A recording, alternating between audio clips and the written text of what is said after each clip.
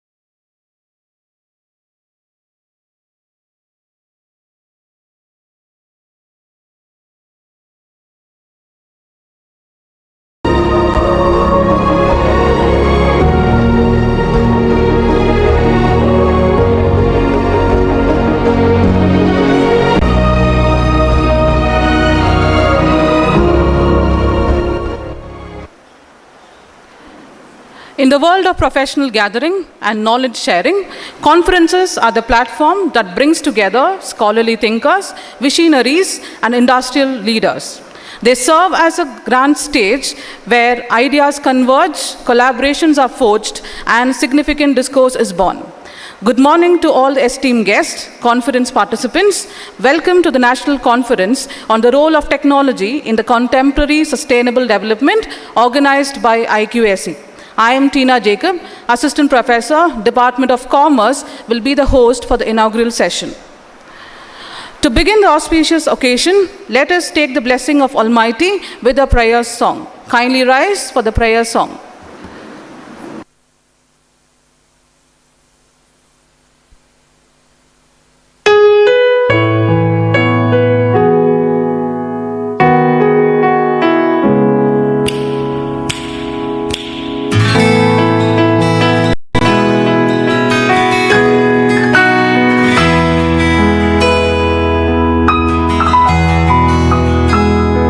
Bless the Lord, oh my soul, oh my soul, worship His holy name.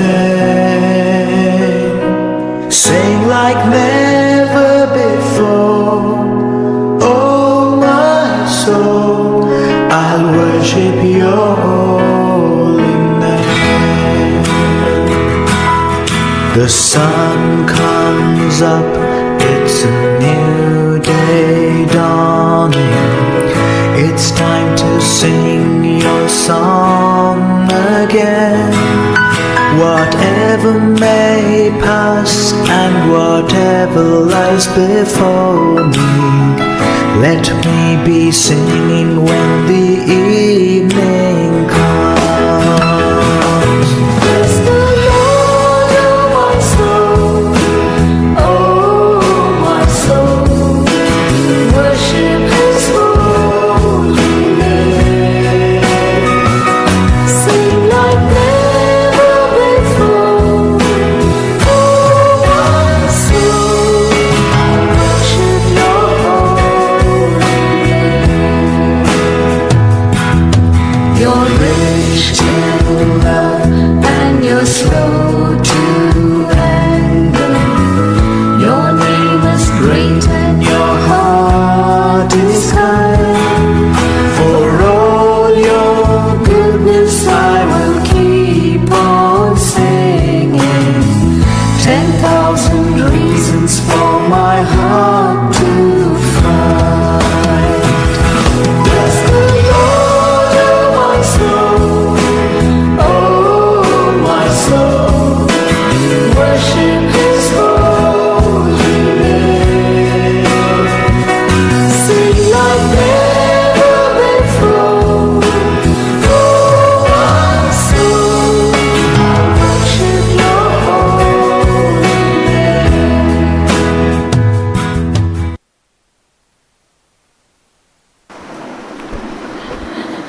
Lamp is a universal symbol of knowledge, wisdom, and prosperity. Today, as we kindle this light, we invoke the blessing of positivity and enlightenment for the journey ahead.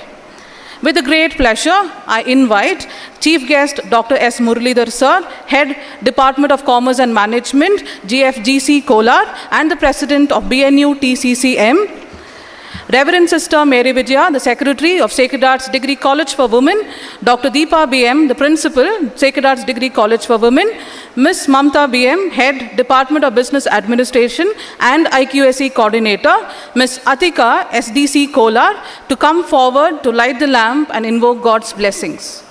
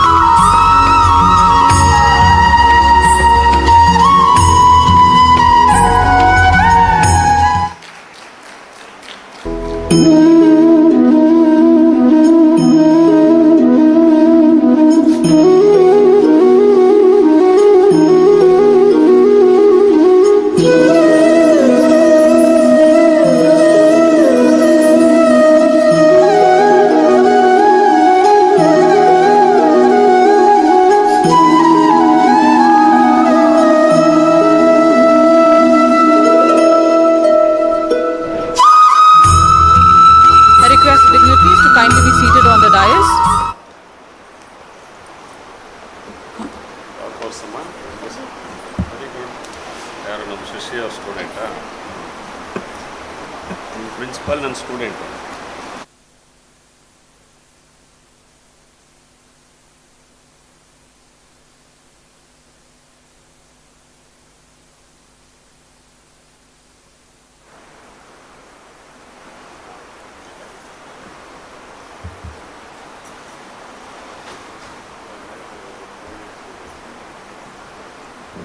I would like to invite Ms. Mamta BM, Department of Business Administration and IQSE Coordinator, to officially welcome all the dignitaries and everyone gathered here.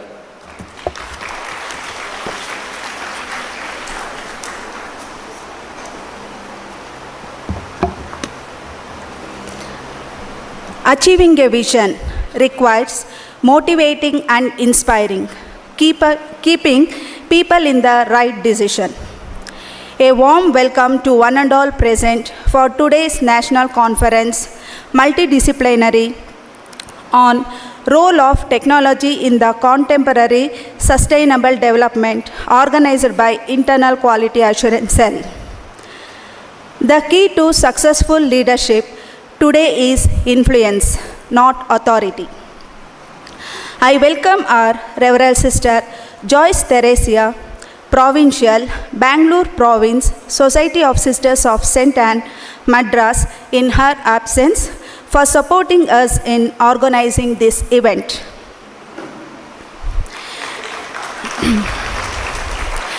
Education is the mother of leadership. It gives me great pleasure to welcome our chief guest, Dr. S. Muralidhar, Professor and Head, Department of Commerce and Management Studies, President, Bengaluru North University Teachers Councils of Commerce and Management. We are overjoyed to welcome you, sir, for the national conference.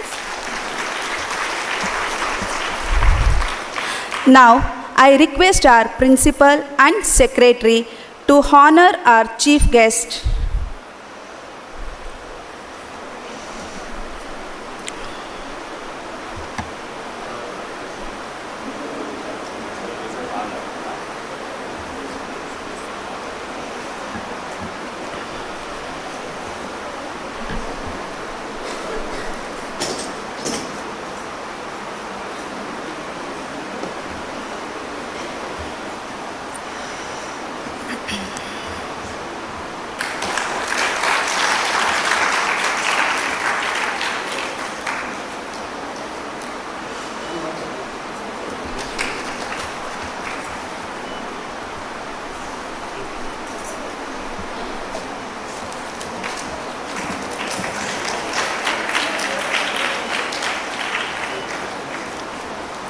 Thank you, sister and ma'am. A mentor is someone who allows you to see the hope inside yourself. I welcome our beloved Reverend Sister Mary Vijaya, Secretary, who always guides us and motivates us to hope towards the development of the institution. I welcome you, sister. I request our principal to welcome our sister with sapling.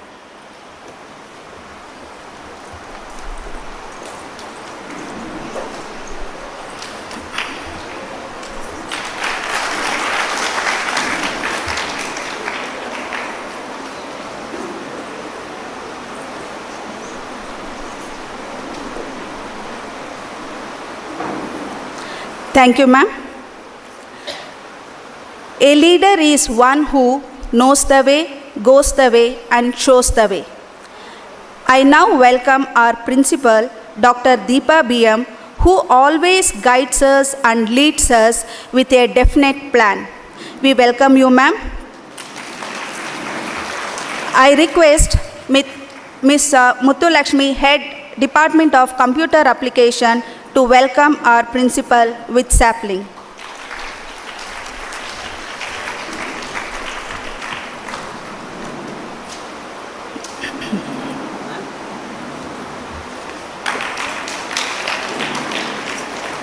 Thank you, ma'am. I wholeheartedly welcome the technical and resource experts for the national conference. I extend my gratitude to all the principals of various institutions for accepting our invitation and sending the faculties and students to make the conference a memorable one.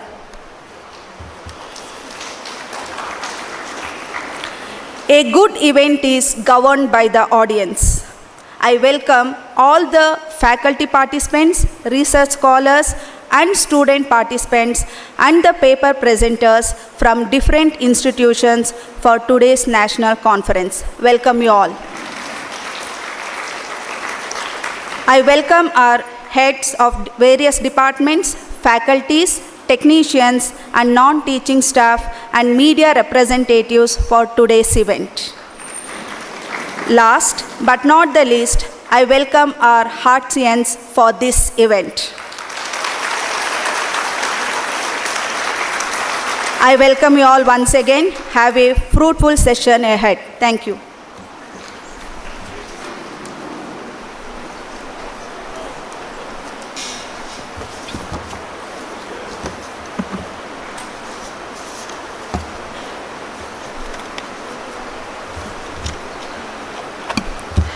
We have gathered here to encourage ideas and open discussions on the role of technology in the contemporary sustainable development.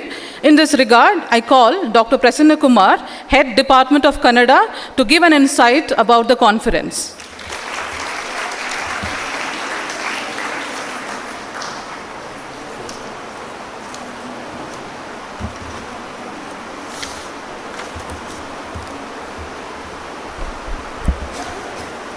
ಎಲ್ಲರಿಗೂ ಈ ದಿನದ ಬೆಳಗಿನ ನಮಸ್ಕಾರಗಳು.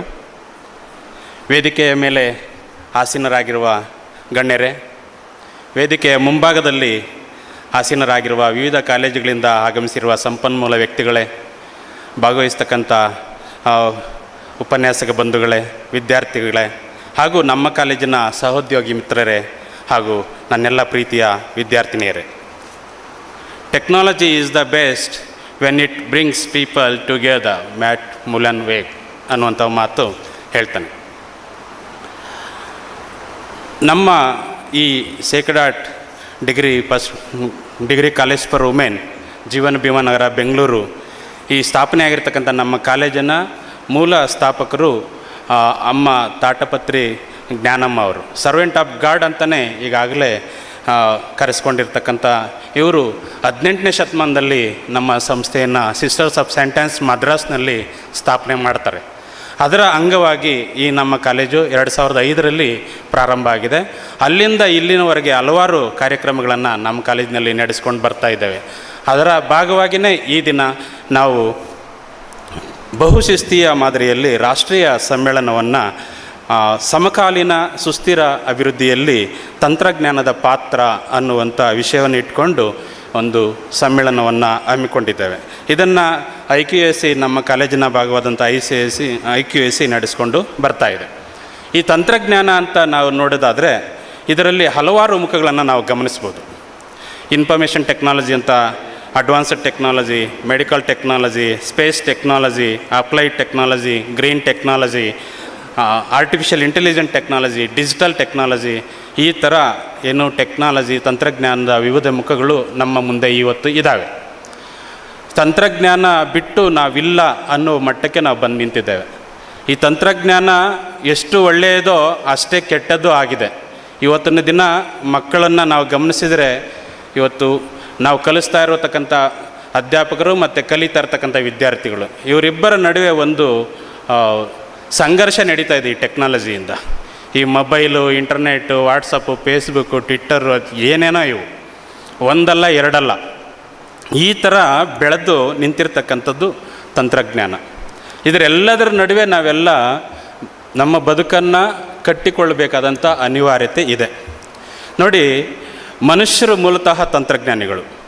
ಪುಟ್ಟ ಮಕ್ಕಳನ್ನು ಗಮನಿಸಿದರೆ, ಅವರು ಮಾಡುವ ಚಟುವಟಿಕೆಗಳನ್ನು ಗಮನಿಸಿದರೆ ಅವರಲ್ಲಿ ಅಡಗಿರ್ತಕ್ಕಂಥ ತಾಂತ್ರಿಕತೆ ನಮಗೆ ಅರಿವಿಗೆ ಬರುತ್ತೆ. ಅವ್ರು ಮಾಡ್ತಕ್ಕಂಥ ಕೆಲಸಗಳಿಂದ ಸಣ್ಣ ಸೂಜಿಯಿಂದ ಆರಂಭವಾಗಿ ರಾಕೆಟ್ ತಂತ್ರಜ್ಞಾನದವರೆಗೆ ಕೆಲಸ ಮಾಡ್ತಾನೆ ಬಂದಿದೆ ಈ ತಂತ್ರಜ್ಞಾನ.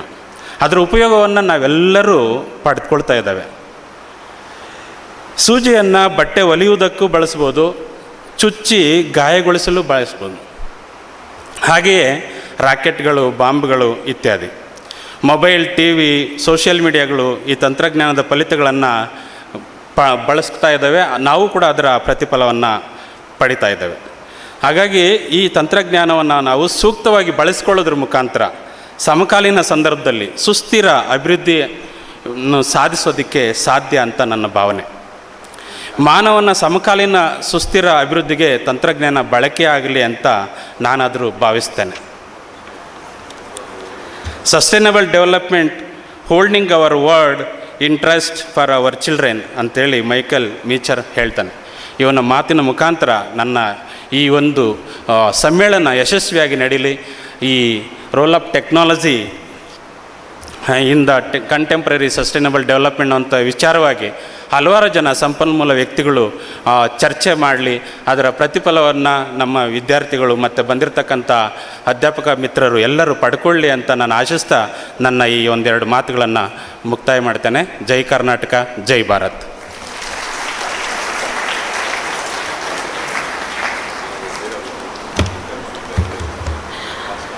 Throughout centuries, there were women who took their first step down new roads armed with nothing but their own vision. One of these women was our foundress, servant of God, Tatipatri Jnanamma, who dreamt of learning institution that would realize our ideals of young minds in the coming generation. What was once a dream, once a vision, is now become a reality that have touched the life of many through our institution, Sacred Arts Degree College for Women. So here we have a clipping of our institution.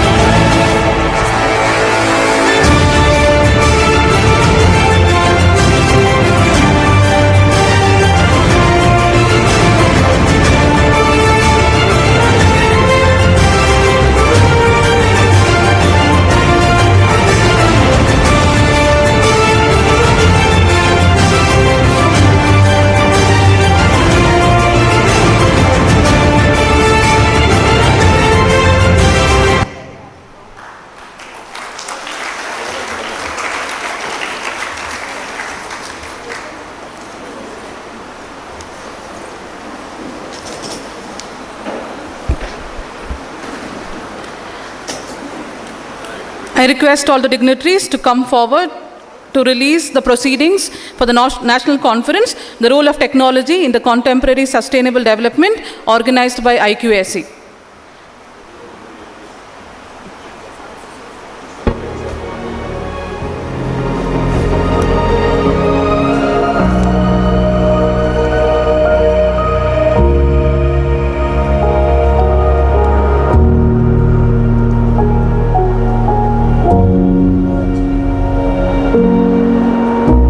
Put your hands together, girls.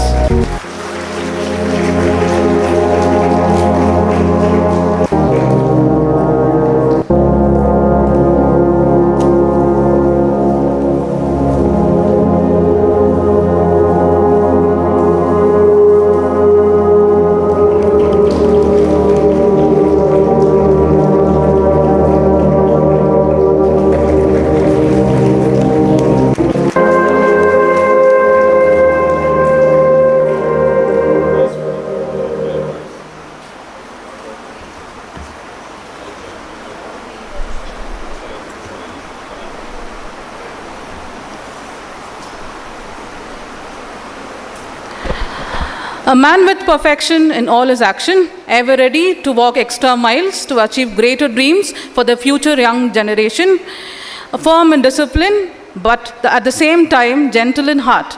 It is none other than our chief guest, Dr. S. Muralidhar Sir, Professor, Head Department of Commerce and Management, GFGC Kolar, and the President of BNU TCCM. We are very honored to have you amongst us, sir. I request Mr. Santosh Kumar, Assistant Professor, Department of Business Administration, to introduce the chief guest, Dr. S. Muralidhar Sir.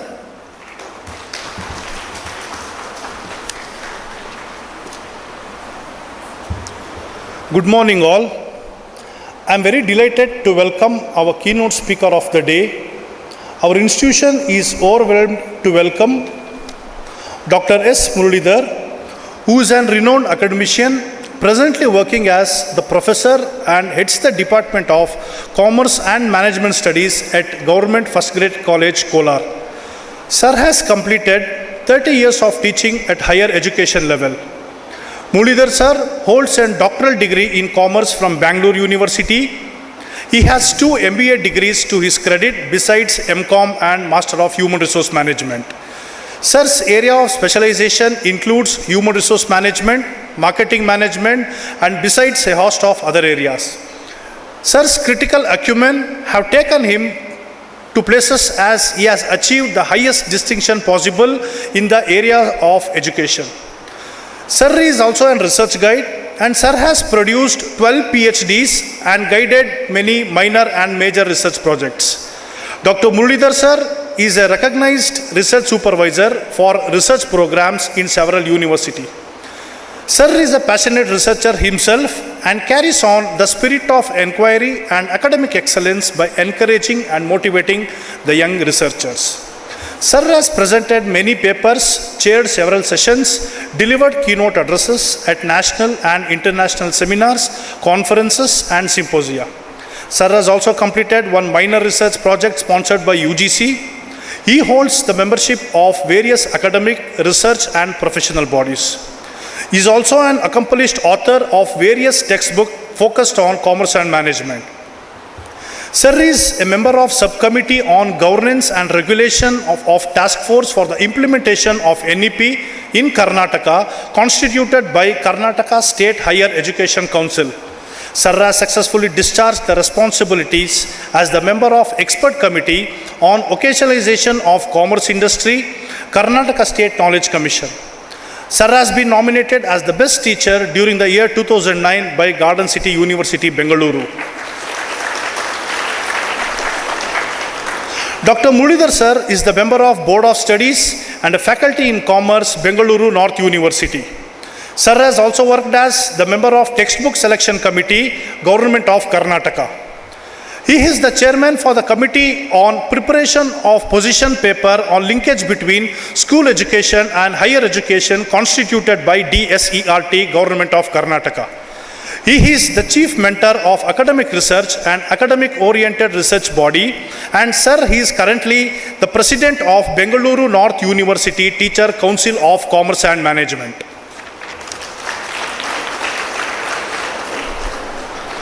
I request our audience to join hands to welcome the stalwarts of the program, Dr. Mulidhar sir.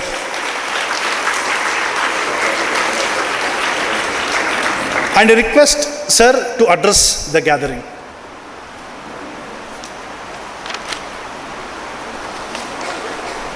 So PPT ಆಗಲಿ ಸ್ವಲ್ಪ ಮಾತಾಡ್ಬಿಟ್ಟು start okay ಹಾಂ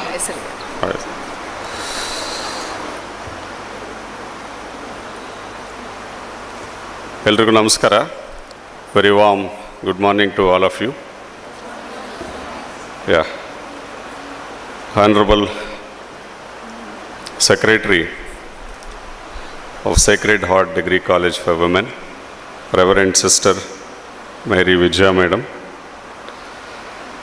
and my good friend and most dynamic principal of this great institution, Dr. Deepa Madam,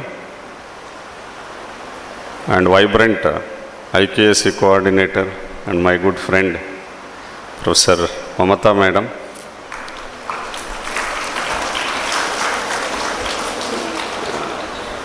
and the person who is instrumental in bringing me here, Professor Santosh, all the faculty members of the Sacred Heart Women's Degree College, all the faculty members from other institutions who have come for this national level conference, research scholars, student friends, all the participants, delegates, friends from press and media, and ladies and gentlemen. At the outset, I thank the management of Sacred Heart Degree College for Women for giving me this wonderful opportunity to be part of this national level conference on role of technology in the contemporary sustainable development.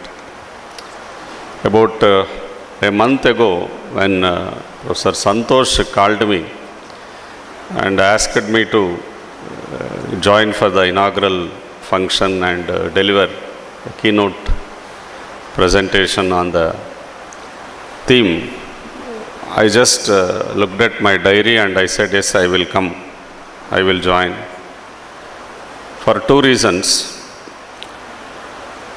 Because I knew about the background of this institution, the great legendary educator, even before we could realize the importance of education, especially for the women. One great lady in the early 19th century, Srimati Tadapatri Gnanamma, with her own initiative and with her own efforts, mobilized the resources by selling off her own personal property and started a small educational institution for the women. Now we talk about the inclusiveness, we talk about the education of women, we talk about equality in the society, all that. You can just imagine the kind of the vision that the great lady had and started a small school. And now that the school has emerged as a very big educational group of institutions across the country. And in fact, this great Sacred Heart Degree College for Women is also a part of what she dreamt about a few years ago. So then I thought, let me visit this institute, because as President of Bengaluru North University Teachers Council of Commerce and Management, as Board of Studies Chairman, I keep visiting almost all the institutions, because I would like to know what is the innovative pedagogy that is adopted in a particular institution, what is the teaching learning system that is prevailing in an institution, and how we can pick up some inputs from various institutions and spread the message of the new innovative teaching learning in other institutions. So with this intention, I visit all the institutions. Very recently I had been to Don Bosco College, before that Vincent Pallotti College, before that New Horizon College, like that. And then very recently Indus Valley College, last month I visited. So when I got an invitation, I accepted, because I just wanted to visit and see what is the kind of academic flavor that is prevailing in this institution. I am in fact very much delighted, not disappointed, very happy about the kind of education that is imparted among the children in this institution. So this is a very unique institution from the dimension of giving education to the vulnerable group of students. Students come from different backgrounds, and absolutely complete academic environment could be felt as soon as we get into the campus. So congratulations and thanks to Honorable Secretary Principal and each one of you. And I have prepared a presentation, because whenever I get an invitation, I make a serious attempt to prepare and come with preparation. So my PPT is ready, but before that, before I start with my presentation, normally I interact with the children, because all of our were students about 20-30 years ago.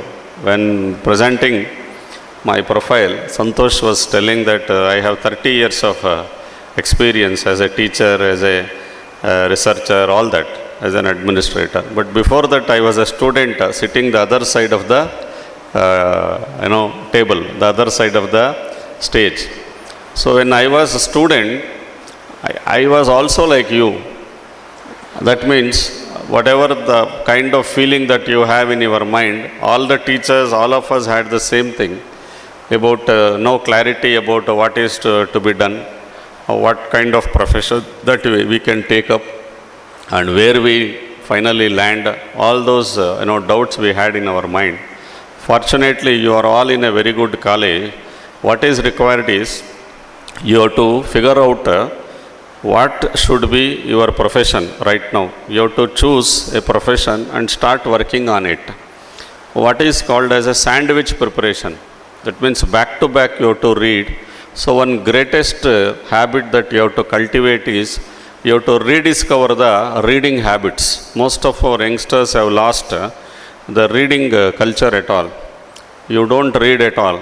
So you just pick up some notes and go through in the mobile and write in the exam. So therefore your handwriting is not proper, and you do not have much control over the words, and that sentence formation is not proper, because you don't read newspaper at all. You don't read textbook at all.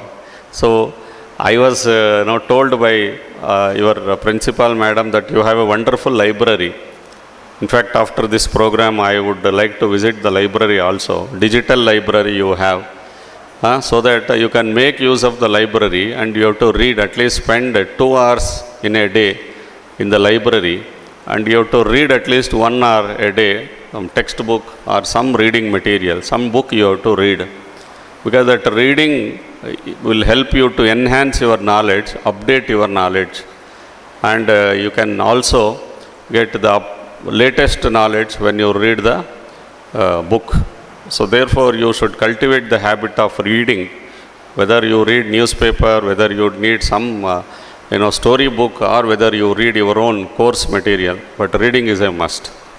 And second important thing is you have to do more of hands-on experiential learning. That is the intention with which we have introduced this internship as a major work, and 3 credits which carries 100 marks, which carries, there is a internship report you have to submit, and you have to also face a viva voce examination which carries 40 marks. The basic idea is to give you an opportunity to get exposed to the work environment. I think most of you have completed your internships, and you are in the process of developing the reports. So try to present your report in a very virginal form. Don't pick up the content from any available material like your internet material or your chat GPT. Don't get the material from there. Try to write on your own, so that when you make an attempt to write, your writing abilities will be improved, your writing skills will be improved.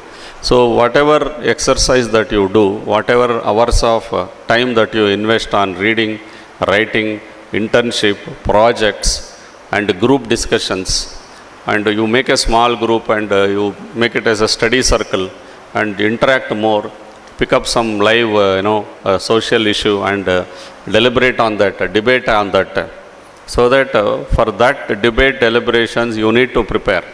And when you prepare, definitely your knowledge level, when you do some project, your skill level, when you interact and you just fight with your friend only on the issue, as soon as the debate get over, you become his friend or her friend.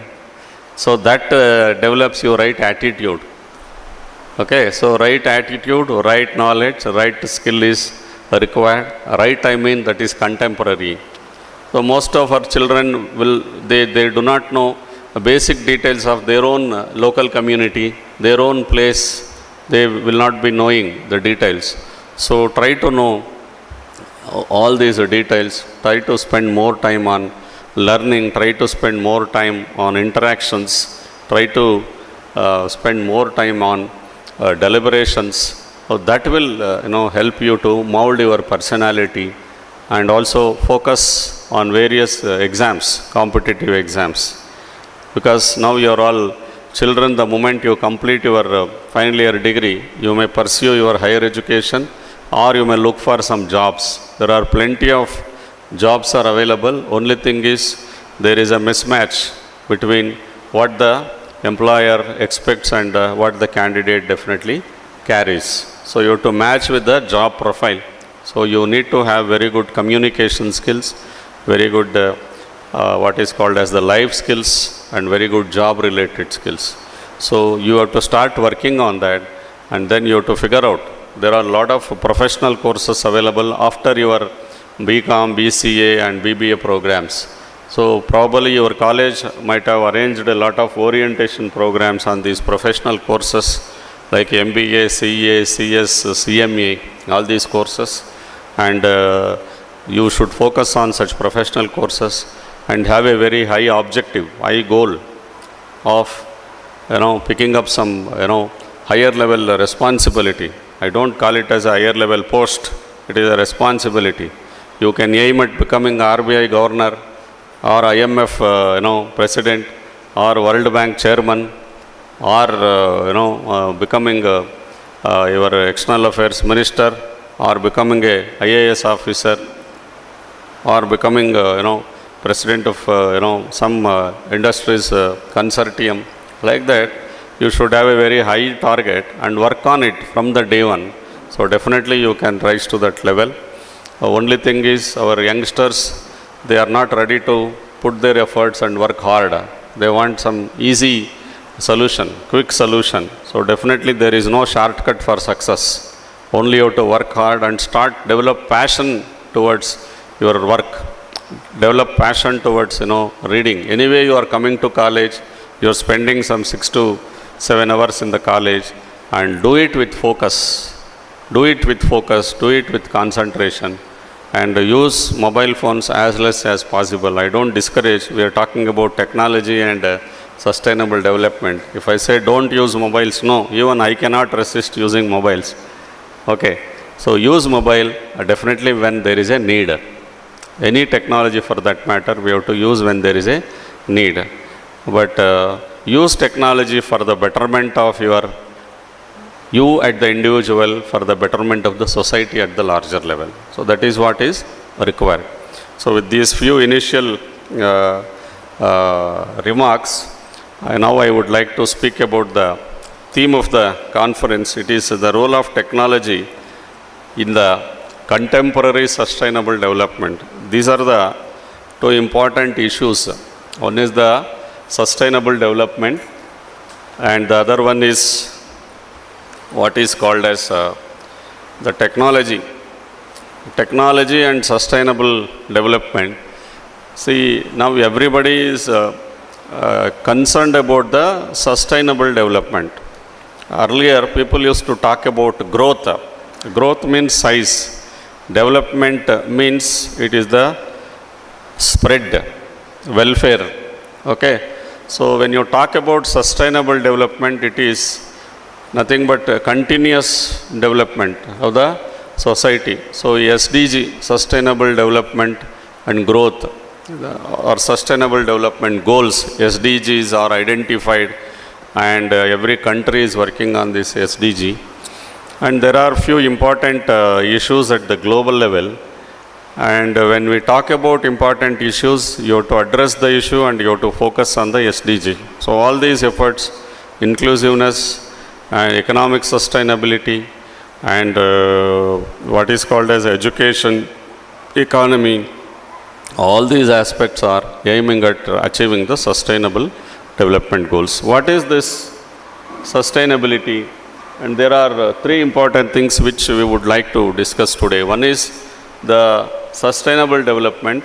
The second one is which is contemporary, not historical. What is required today, what is required tomorrow, that is contemporary. And then what is the role of technology in achieving this contemporary sustainable development? Because technology has an intervention with every walk of life. Now technology is intertwined with the education so that education has become vibrant. If you just think of a classroom about 20 years, 30 years ago, the only source of knowledge was teacher. Now before the teacher could share his knowledge with the students, students have the other sources of knowledge. They will browse, they will Google it, they will get the answer. So therefore there is a challenge for the teacher. So always technology and its interface with any domain. Technology's interface with medical services, technology intervention with the educational services and educational institutions, technology intervention with the other services like banking, insurance, brings out the best. That means when the technology interfaces with any domain, three important things happen. One is the faster, better, cheaper. Okay. See, if at all, about 30 years ago, if somebody wants to have some banking transaction, he has to go to bank physically, spend one full day, submit all the paper documents, open an account. And every time, even if he wants to withdraw 50 rupees, go to bank, spend half a day, okay, withdraw your 50 rupees. To deposit also, go to bank, spend another half a day, deposit your 50 rupees. So your full day is gone for withdrawing or depositing 50 rupees. Now the technology intervention with banking services, concept of bank itself underwent a lot of transformational change. Now bank is no more a physical institution where people deposit their money and withdraw their money. It is no more a physical institution. Now it is a virtual institution. Bank is there in everybody's pocket in their mobile instrument. Within no time, you can transfer money, you can withdraw money, you can do whatever you want. So that means when technology interfaces with any concept, three things happen: better, faster, cheaper. Okay. So now banking has become cheap, very cheap. The transaction time is limited, and the money that you spend for banking is very less. Faster, quickly you can check your balance, you can transfer your funds, you can draw your money, you can make payments, all that. And it is better now. See, sitting here, I need not go to bank, spend one full day.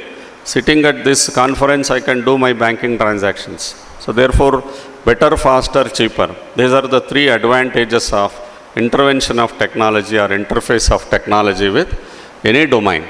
The interface of technology with the education, now question papers we can send online. Digital valuation has come. Students they can scan the QR code and make payment, and they get their internal assessment marks the moment we upload, and they get their mark statements and look at their marks on the mobile. Okay, they can submit their assignments online. They can do projects online. Okay, they can face interviews online, job interviews online. They can attend the admission tests online. So, technology intervention with any domain.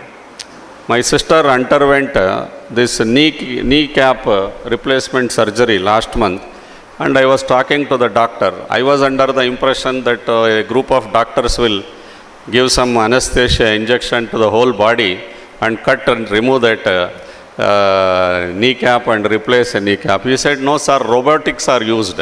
So robotics technology, and just it is a matter of 1 hour, they will make the patient to feel very comfortable, give some local anesthesia, they will be looking at a big screen. Robotics will do, that is the technology, beauty of technology. My friend underwent a cataract surgery for both the eyes on the same day. After 4 days, he drove from Bangalore to my place.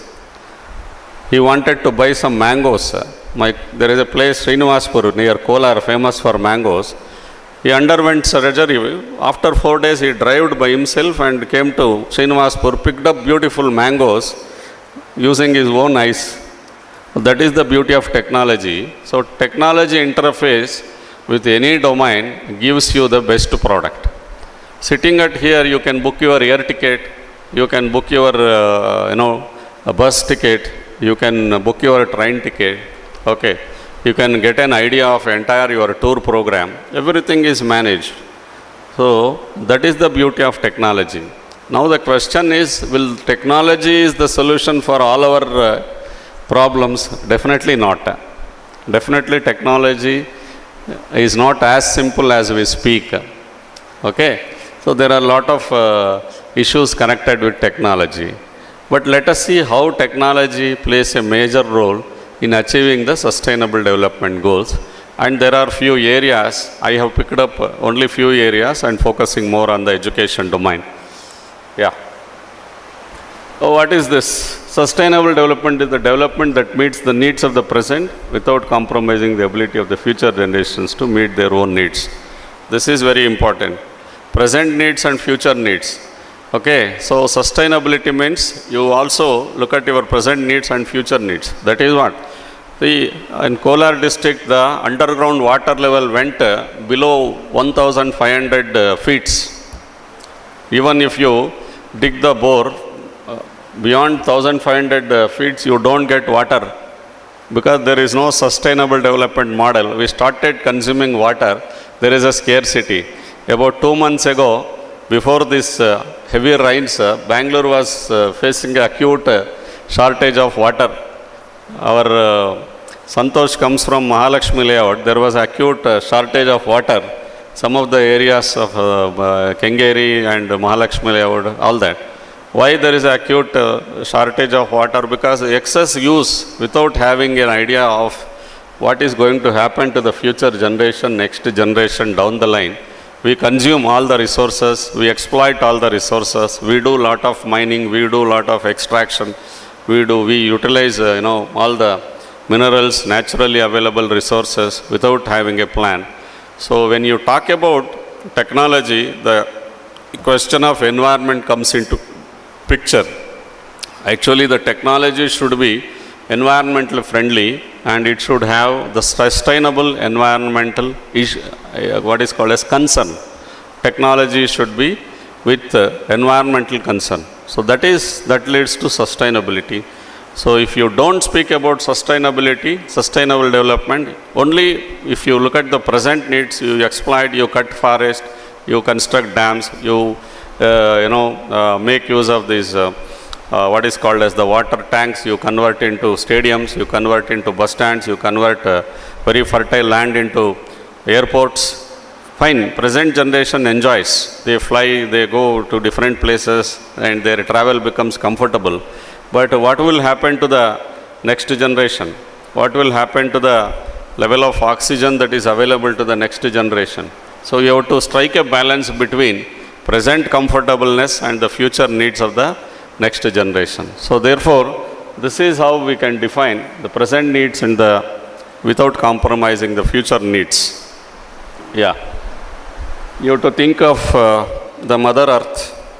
Okay. And it looks very green here, but the reality is it is not green. Ozone layer is already damaged. Okay. And there is no proper what is called as required, clean water, clean air, all that. Very recently it was reported in the newspapers, a particular season in Delhi, people cannot stay there. I just thought of sending my daughter to Delhi, Sri Ram College of Commerce. Because of the pollution, I stopped her going to Delhi, and finally she studied at Christ University. So Delhi, being the capital city of the country, he has a danger of, beyond the level, there is a pollution. People suffer like anything, and there is no proper, what is called as the required oxygen level at the in and around Delhi, even including that Noida, because there is a lot of concentration of industries at Noida, and also there is a lot of dust which comes from Haryana. So the entire capital city becomes very, very difficult for human living, especially during few months in a particular year, and that is getting increased every year. The degree of pollution getting increased year by year. So therefore, our concern when we talk about sustainable development goals and contemporary sustainable development, technology should be environmental friendly, it should be future human friendly. Yeah, some of the key concepts are the idea of limitations imposed by the state of technology and social organization in the environment's ability to meet present and future needs. This is what I just said. Next slide. So now you have to strike a balance between economy, society, environment. So when these three things, you have to think of the economy. So we prepare our youngsters, we talk about demographic dividend. We talk about India has highest demographic dividend. That means in the total population, the population in the age group of 18 to 40, they are more in the Indian population. So therefore, every country looks at India because the labor is very economical and the manufacturing expenditure is very less. So they start coming and they start starting their establishments in India. They produce their products and then they export. So therefore, our children get jobs, our youngsters gets jobs. That is the economy part. When the purchasing power will be more and their income level will be high and their physical standard of living probably would be more.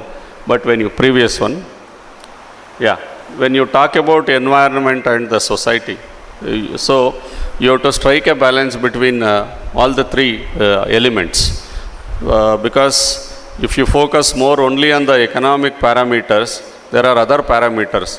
See, how are you going to check whether the society is comfortable, happy, the health-wise, are they happy, and is it really a progressive society?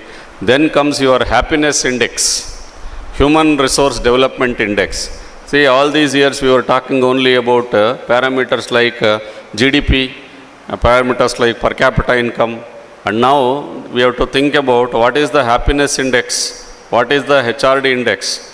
My uncle went to South Africa very recently, he returned. I asked, what is that your unique observation in South Africa? Don't tell me I have visited this museum, I have visited this stadium, all that. He said one important thing which I have observed in South Africa, the moment you just get into some street, unknowingly everybody wishes at you and smiles at you, say, how are you, good morning, they say. That is the happiness index. People are very happy. Are they happy? That is very important. Okay, so now the measurement is happiness index and human resource development index. So when you talk about human resource development index, they are physical, mental, psychological and professional. Okay, all these aspects, they should be comfortable. So that is, sustainable and concern for environment. Okay, how are we treating the dry waste, wet waste and biodegradable waste? Do we have a proper mechanism for that? That is very, very important. Next. Yeah, similarly, a viable natural environment, a nurturing community and a sufficient economy. These are three important aspects that contributes for sustainable development. That is sustainable natural and built environment, sustainable economic development, equitable social environment. So now the focus is on all the three, a balanced focus that will naturally lead to sustainable development. If you have sufficient income, your population is really a productive population, and your income level is good, and your environmental issues are also addressed, and your society is also very peaceful and comfortable. Yeah, it tries to find a balance between economic, environmental and social well-being. So therefore, it is interpreted in many different ways, but its core is an approach to development that looks to balance different and often competing needs against an awareness of the environmental, social, economic limitations we face as a society. So these are the crux. So when you think about your society, when you think about your economy, when you think about your environment, having concern for all the three, that is probably the right approach for sustainable development goals.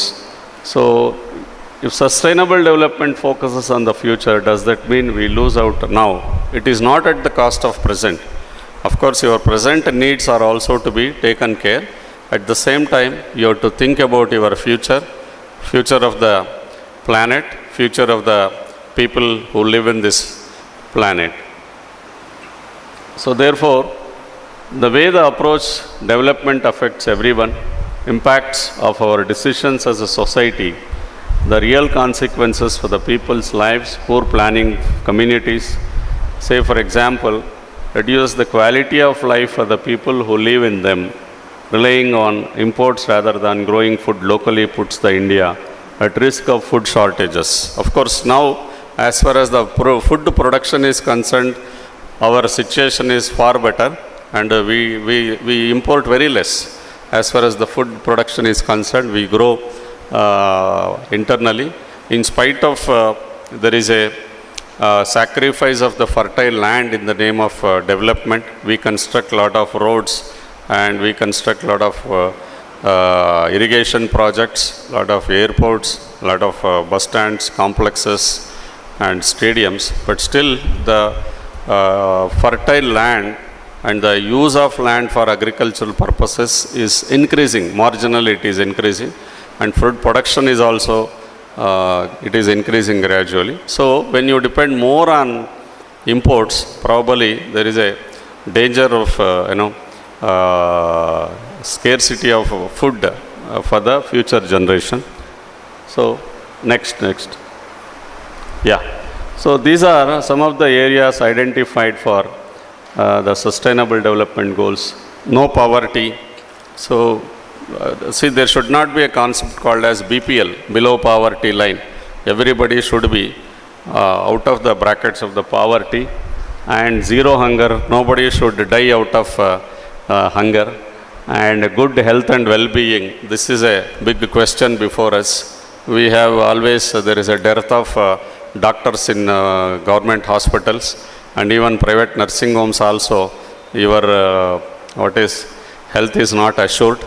Okay, so a lot of commercialization and quality education. We are responsible for this. Every day we talk about quality of education, but we are confused as to from where the quality should start. We blame higher education teachers. We blame the pre-university teachers. Pre-university teachers shift the blame on the high school teachers. High school teachers shift the blame on school teachers. But finally, our children are not very much, employable. There is no industry readiness or job readiness among our children. Okay, parents blame everyone. Parents blame colleges, schools. Parents blame teachers. Parents blame sometimes students also. Students blame that they are not given freedom. Okay, right? So they blame that a lot of assignments, a lot of scheduling of classes, all that. But we are also at achieving this quality, equity, equality, reach, accessibility. These are the pillars of education. Still there is a lot of travel we have to go, because there are two objectives. One is we talk about quality, at the same time we talk about GER. What is this GER? Gross enrollment ratio. We say by 2034 we have to reach 50% of the gross enrollment ratio. That means a student who completes 12 years of education, that is plus 2 or diploma or ITI after 10, they should come to at least 50% of them should come to higher education. That is the fine target for 2035. Okay. Now it is 20%. So in the next 10 years we have to reach another 30%. So when you try to address these numbers, volumes, naturally there is a problem of achieving quality. You open the doors, higher education for everyone, very good, opportunity should be given. But when you open the doors, you also should keep ready some mechanism to inculcate quality. That is the problem. So there are two opposite goals that you have. One is increase the numbers, the other one is improve the quality. So to increase the numbers, you bring down some standards. Whoever completes the second PUC, give them, admission in colleges. Okay, government says to all our government colleges, don't send any student back. Even if he asks any course, you give him. Don't worry about your intake. If he asks any course, you give him. So such being the case, then achieving the quality is a big difficulty. What is the consequence? Consequence is students are given with the degrees, BA, BSc, BCom, BCA, BSW, first class, 80%, 90%. But when they go to the job market, there is a mismatch. Okay. So that mismatch is because this quality is slightly missing. So when we focus more on quality, a BCom graduate should definitely fit into a BCom job, an accounting job. An MBA person should definitely become a manager or a managerial job. So therefore, this is one important aspect. Gender equality, this is another important sustainable development goal which is happening, and best example is Sacred Heart Degree College for Women. Like that, there are many institutions across the world, they are working on bringing gender equality on all walks of life, not only education, profession, everywhere. And clean water and sanitation, yes. Of course, we drink clean water at home, and what is the situation of the people who live in, a very, what is called as a remote place, remote villages? Will they really have this access to good drinking water and sanitation? Even now there are places where there is no toilet facility in the remote places, so that is to be improved. And then, what is called as this affordable and clean energy. This is another important thing. So that is why we have this wind power mills and solar energy plants, and generate energy and sell it to the what is called as the power companies. You can generate on the roof, on the top of your house, you can generate the energy, use it for your home. You can also sell it to power companies. These concepts have come up. And decent work and economic growth, this is very important. See, we struggle a lot at workplaces. Everybody has a complaint on their workplace. Okay, but that is not so in some cases. In some other country, very advanced countries, they very comfortably they work, and their work environment is also very conducive, and they enjoy their personal life. But here, no, everywhere there is some confusion. Work environment is not free from pressure. So creating a pressure-free work environment and comfortability, and then industry innovation and infrastructure. A lot of new things have come, especially this innovation councils, innovation incubation centers in colleges, all that have come. And reduced inequalities is one important aspect, and sustainable cities and communities. There should not be too much concentration of structures, buildings at one place. Sufficient oxygen should be available, and very decent natural environment should be there. And responsible consumption and production. See, they are closely connected. Responsible consumption and production. The consumption, production, they are closely related. And many a times when you talk about consumption, it is not just eating and drinking. we consume lot of things. See, e-products we consume in the offices, computer related, internet is a consumption, and lot of things we consume. So there should be some kind of responsibility when we consume. How much is really required? What is the optimum consumption? Because when you consume more also, that reflects on production. When you don't consume also, again your production will be hampered. So there is a direct connectivity. And climate action. This is the on priority issue. On priority is this climate change. Climate change is on the priority. Everybody talks about climate change. See, rainy season you don't get rain, and sometime unexpectedly it rains, so that affects on everything. So therefore, climate change and life below water. When you talk about this planet, it does not belong only to human beings. There are other creatures like animals and many things, and life on land, and peace, justice, and strong institutions, the judicial system and other things, and partnerships for the goals. So these are 7 important sustainable development goals on which every civilized society has to work. And now the crux of this conference is how technology influences all these 17 sustainable development goals, and how technology is a major tool which can be used to achieve these goals.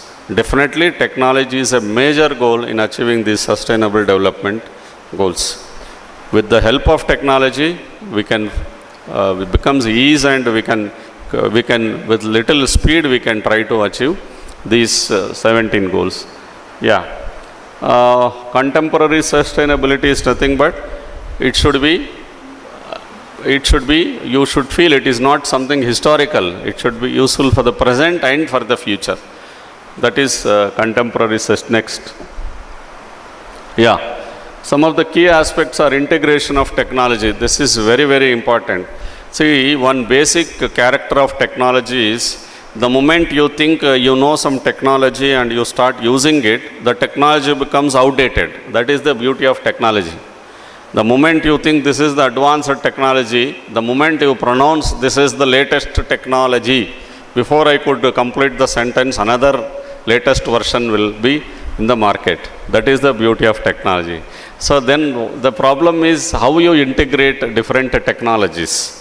It is not that no technology means it should be a very modern one. Technology is one which has the character of innovation. See, in Andhra Pradesh, there is a organization called as a Palle Velugu. Palle Velugu means it is a regeneration of villages. It is a light, giving light, brightness to the villages. See, one brigadier, he has done a lot of innovation and developed several technologies for the rural infrastructure, for agriculture related, all that. See, for example, you cut the coconuts, he has a technology. And pluck the some fruits, he has a technology. And plowing your land, he has a technology. Simple technologies. Affordability is very important in a technology. See, you cannot ask our farmer to import a machine of some 2 crore rupees. Not possible.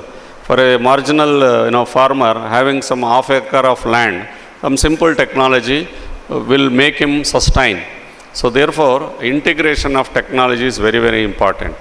See, we talk about flipped classrooms. Flipped classroom means you give them assignment to the children. They watch some video, they do some practical work, and then you give them some assignment, use some laptop and use it, and you show them PowerPoints like that. That is a flipped classroom. So there you are trying to integrate different technologies. Audio visual you are using internet technology. Sometimes you may also use robotics also. We talk about artificial intelligence. There is a big debate going on. Artificial intelligence replace the teachers. No, not possible. Because an artificial intelligence can light the lamp and deliver the lecture, cannot spontaneously share the life examples which Muralidhar can share on the platform. Only when you feed something, Santosh can ask the robot to come here and speak. A ready lecture can be given, but the robot or artificial intelligent device cannot give you live examples. Okay, so therefore integration of technology is very important. We should not look at technology as an isolated application. It should be integrated with the other domains. How you can integrate? See, madam was talking about digital library. See, when we talk about library, library means lakhs and lakhs of books. But now it is the digital technology which has brought revolution. You can see all the soft copies, you can see CD-ROMs, you can see material, everything is there. Okay, and some content is in the form of video, some content is in the form of audio. Advantages are there. So that is blending the technology. And then is your climate change mitigation and adaptation. This is a big challenge. See, we all talk about environment concern, but we forget small things. We don't carry a small bag to get our groceries. Okay, with empty hands we go to a shop and we ask for a, what is called as a plastic bag. So where is the question of sustainability? And climate change, everybody should think of it. Lot of afforestation is required, and we have to develop lot of greenery everywhere. That is very, very important. Green initiative, green marketing, green production, green consumption. So that should be part and parcel of our life. Probably that will make us to go back to a green revolution and climate change. So this is high time we have to concentrate. And circular economy. What is circular economy? There is a chain, production and then consumption, then money supply, and then that is connected with the demand, then production, employment, all this. So that is a circular economy. And in the circular economy, money plays a major role because that is the liquid thing which has a power called as velocity.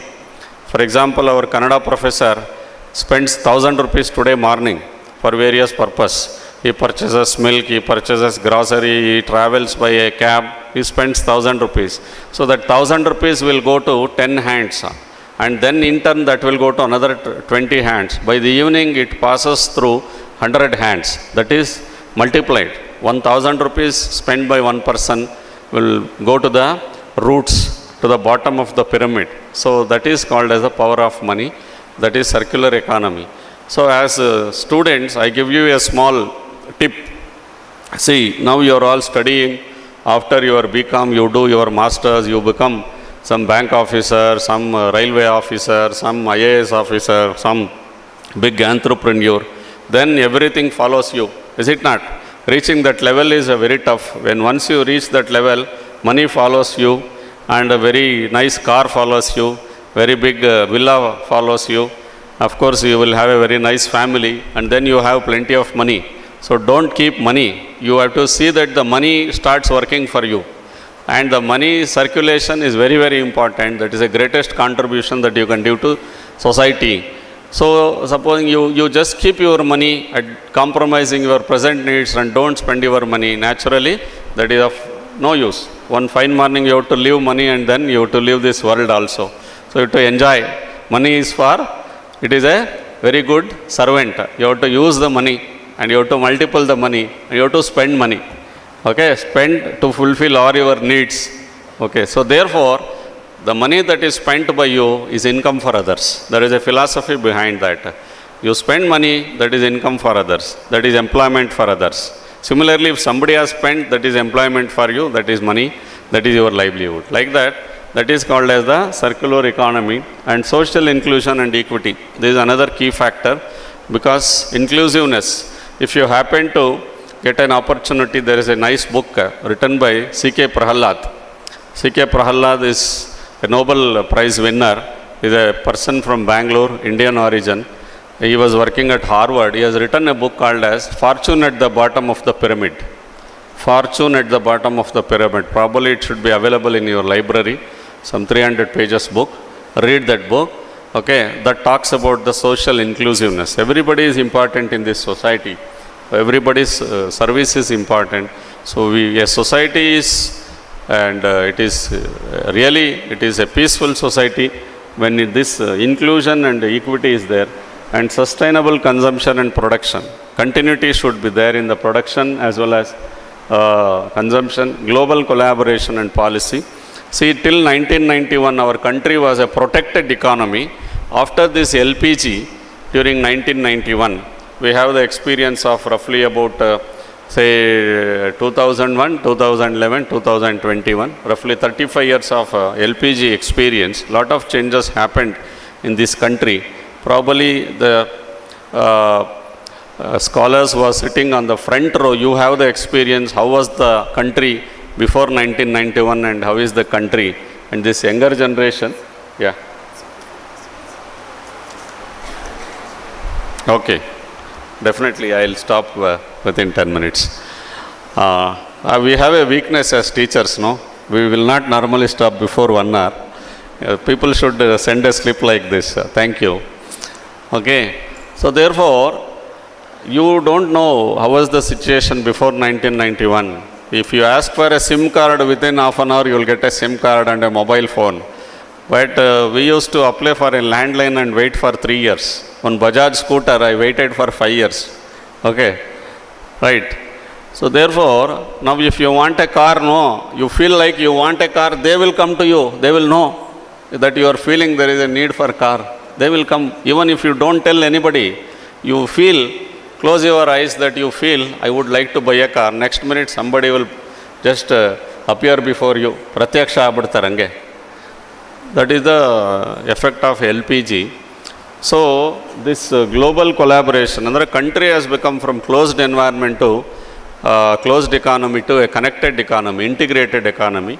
Now it is a global economy, global policy, GATT to WTO, all these things have come.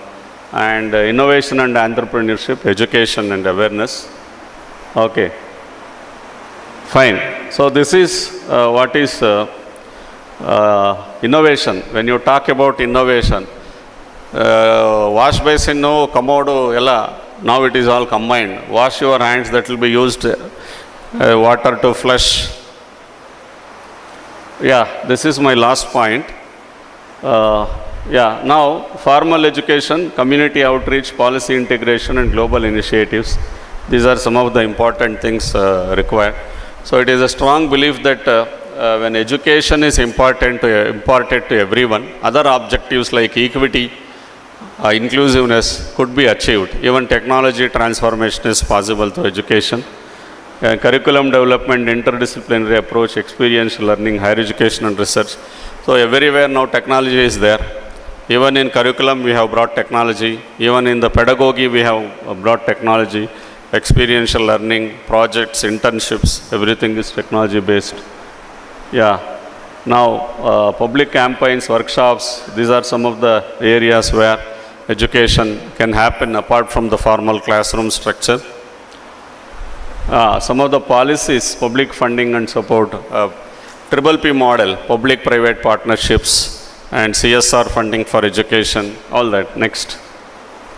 Yeah, UNESCO is one thing that supports the educational thing, and then global environmental education partnerships. Next. Yeah, next. Technology contributes digital learning platforms. Now these, you have this, what is called as various online platforms are available. Those platforms, okay. So you can do video conferencing and you can learn and massive open online courses. MOOCs, Swayam, these platforms are available. And edX is there. And IMBX is there, and social media communication tools. You can have your own YouTube channels, you can have educational channels are there. Next. Yeah, thank you.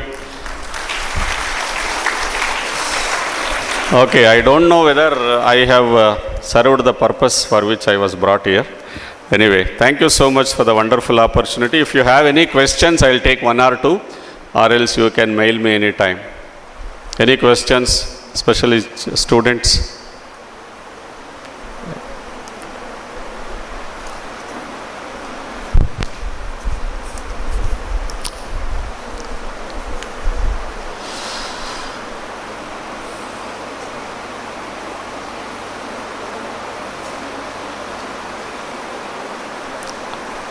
No questions? So nothing is understood, huh? Okay. Yeah. Your name, class? Nagashashi, sir. Ah, From second BCom. very good. What is LPG experience, sir? LPG experience of. LPG has a mixed experience. LPG, liberalization, privatization, globalization, has a mixed experience. See, the job market is enhanced. Lot of avenues, opportunities are created. And especially our youngsters are getting jobs. But when you talk about what has happened to the situation is, see, out of the top richest, 50 richest people of the world, 20 are in India. See the paradox. If you take top 50 richest people at the global level, 20 are in India. And if you take top 20 poor countries, India is there. So there are few richest people and many poor people. So this is the issue that you have to address through the technology, through education. So long way to go. That is one. Second thing is, now all the companies are coming, investing in our country. They do their manufacturing. They have their plants. They manufacture here and they export to other countries. Why it is so? Because the labor is very cheap here. Second, you can exploit the local natural resources. You can't do mining in USA like how you do it here. Okay. Waste treatment, it is very flexible.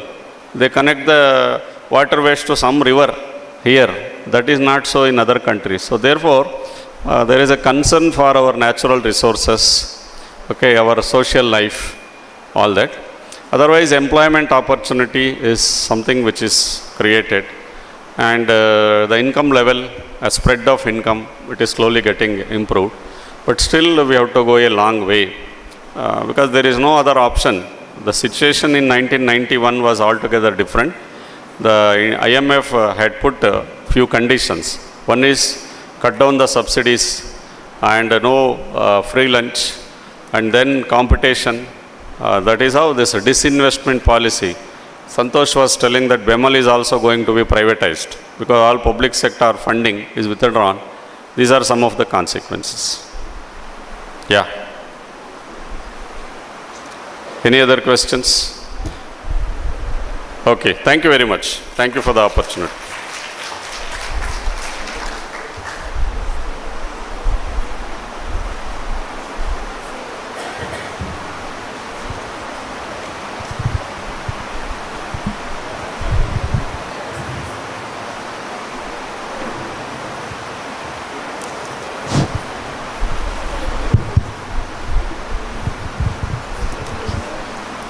Questions. My name is Danyashri from BBA department. Do you feel the development in the innovation and technology sector is the best indicator to identify whether our economy is developed in our country? Do you feel that the development in our innovation and technology sector is the best indicator to identify whether our economic development is developed? Fine. Our question is whether the information technology revolution happened. Is it good for the economy, right? See, information technology is one parameter, not alone. Okay. Now, there are other sectors like agricultural sector. Basically, our country is an agrarian country. Slowly then the industrial revolution happened and people started establishing industries because when the country got independence about 75 years ago, there were no big industries. Then those policymakers thought, fine, let us establish the basic industries. That is iron and steel industry, rail coach factories, and telephone industry, and earth moving equipment industry. Like this, basic industries were started so that you can become a self-reliant. You need not depend on other countries. Either it was imported, all machines were imported. Now it is internally manufactured, including the aircraft. HAL was started. And then when the country had this information technology revolution, our country is also got exposed to that. It is not an exception. So therefore, the strength of our country is the people of this country understand and speak English very quickly. That is the strength. That is not so in case of other countries, China or other countries. So therefore, automatically the other countries were attracted here. So information technology has become strength of our country. Point 2. Point 3, especially Bangalore has become the IT city, IT capital, because it was in the year 1983 to 89, the then government in the state, they realized they had a vision and they permitted engineering colleges to start. 150 engineering colleges were established in and around Bangalore city, Karnataka. So all these engineering colleges reached a particular level and they have started this BE information technology, BE computer science, BE what is called as the software, all these programs. So a lot of knowledge workers, technocrats, they have come up in this country. So when the most important ingredient for any industry is the manpower, especially when you work on the IT projects, IT professionals are required. In and around Bangalore city, IT professionals are available, that too highly talented and highly professional. So naturally this Intel, Microsoft, IBM, Accenture, they have started their offices and their plants here. Naturally their other units, supportive units were also started here. So definitely there was a demand for this course. That has contributed for the growth of the country as such. So when people realized that there is a boom that is happening in this IT sector, Andhra started, Chandrababu Naidu was there. He invited same companies there also, gave them a lot of incentives, free land, free infrastructure, IT friendly policies, all that. So naturally every state started working on this. So that is one. IT revolution is definitely contributing for the development of economy, but not alone. Meanwhile, what happened? This services sector has opened up. Insurance Regulatory and Development Authority has come out with a policy. There was a Malhotra committee which gave a suggestion, let us open up insurance sector. Prior to that, banking sector was opened up. All foreign banks and all private banks have started. Similarly, insurance sector was also opened up somewhere in 1993-94, opened up. Malhotra committee's report. Malhotra was the then RBI governor. One committee was constituted. He gave a report. Indian insurance sector also to be opened up. Otherwise, there was only life insurance company LIC. There were 4 general insurance companies, government owned, no competition. So that there is a lot of market still untapped. Let us open up. Opened up. All foreign companies with their Indian collaborators, they have started insurance business. Okay, AMP, Sanmar, Bajaj, Allianz, ICICI, Prudential, all these companies have come. So services sector has developed. Now, contribution of agrarian, agricultural sector to the GDP, contribution of manufacturing sector to the GDP, contribution of services sector to the GDP. You observe, contribution of services sector to the GDP is drastically increasing, especially hospitality industry, tourism and travel industry, insurance sector, banking sector. Okay, all these sectors have come up. Lot of job opportunities are created. That is how every university, if you look at every university, 60% and above students are commerce management students. Give a big round of applause.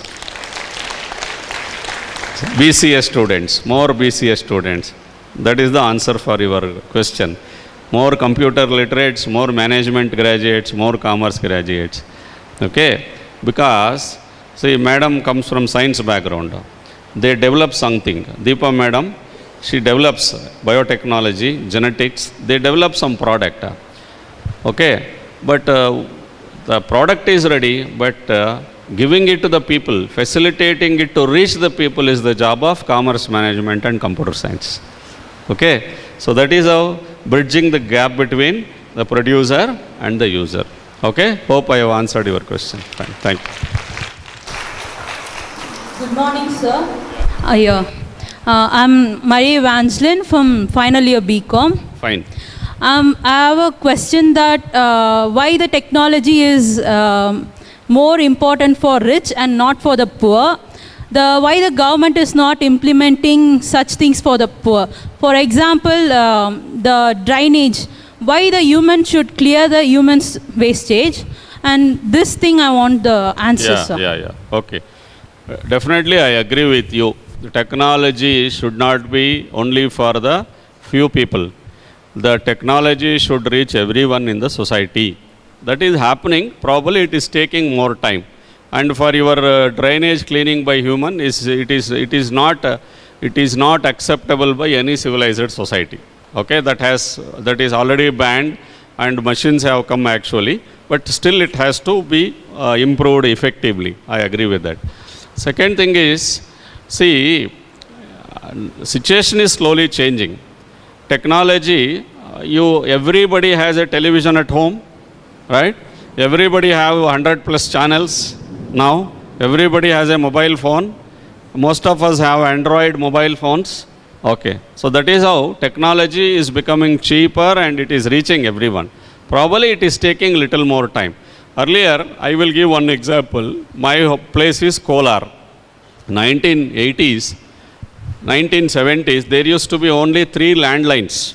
One at the Deputy Commissioner's office, one at the SP's office, one at a Methodist College Principal's office. Only 3 phones. Now everybody has 2-3 phones.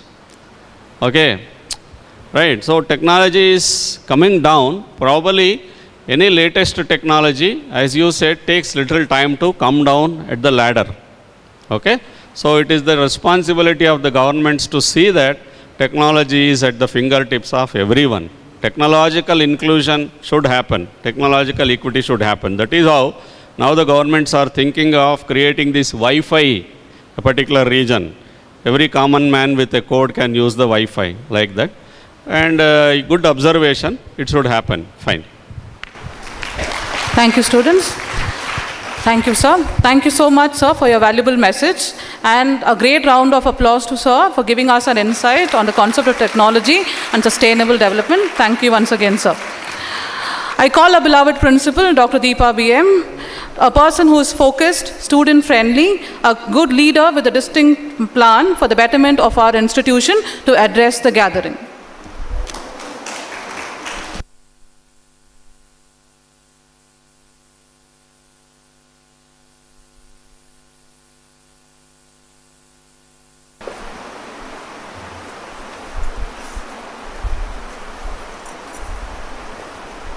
Thank you for the wonderful session, sir. We all enjoyed it.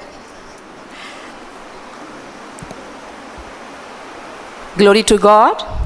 My greetings to Reverend Sister Mary Vijaya, our mentor and guide, Professor Dr. Muralidhar sir, our chief guest and keynote speaker for today's national conference, heads of various departments, faculty members, research scholars, participants, and dear students.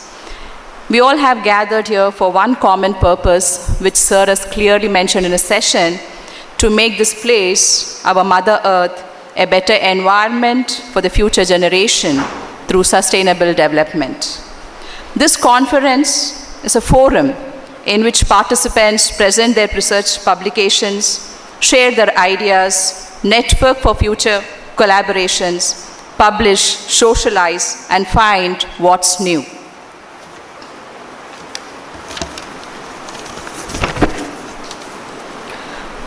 In today's fast-changing world, attending conferences has become a regular process in the higher education system, especially for the teachers. The idea of sustainable development was conceived in early 1970s, so has to ensure a response to the future generation. The outcome of this conference will therefore have no meaning unless we reach the end users or put to practical use. Otherwise, we shall have volumes and volumes of knowledge, some in our shelves and other on the internet without any consumer. So today's conference should be a take-back message just not by presenting papers and publishing in the journal, but rather it should be a changing experience for each and every one of us who are sitting here. Through how can we bring about this? As Sir has already very clearly mentioned, education systems, it is not only about imparting education, but students and teachers, we all should involve in community service and outreach programs. We can promote knowledge and technology transfer, thereby contributing towards a better environment. Finally, I take this opportunity to wish all the resource persons, faculty members, participants, and students my best wishes, and my appreciation to the IQSC team, all the faculty members, all the students who were part of this conference. Thank you. Have a blessed and fruitful day.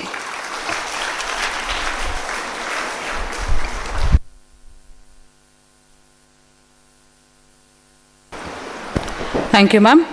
It is said, showing gratitude is one of the simplest yet most powerful thing we can do for each other. I request Ms. Ranjita N., Assistant Professor, Department of Commerce, to propose a vote of thanks for the inaugural session.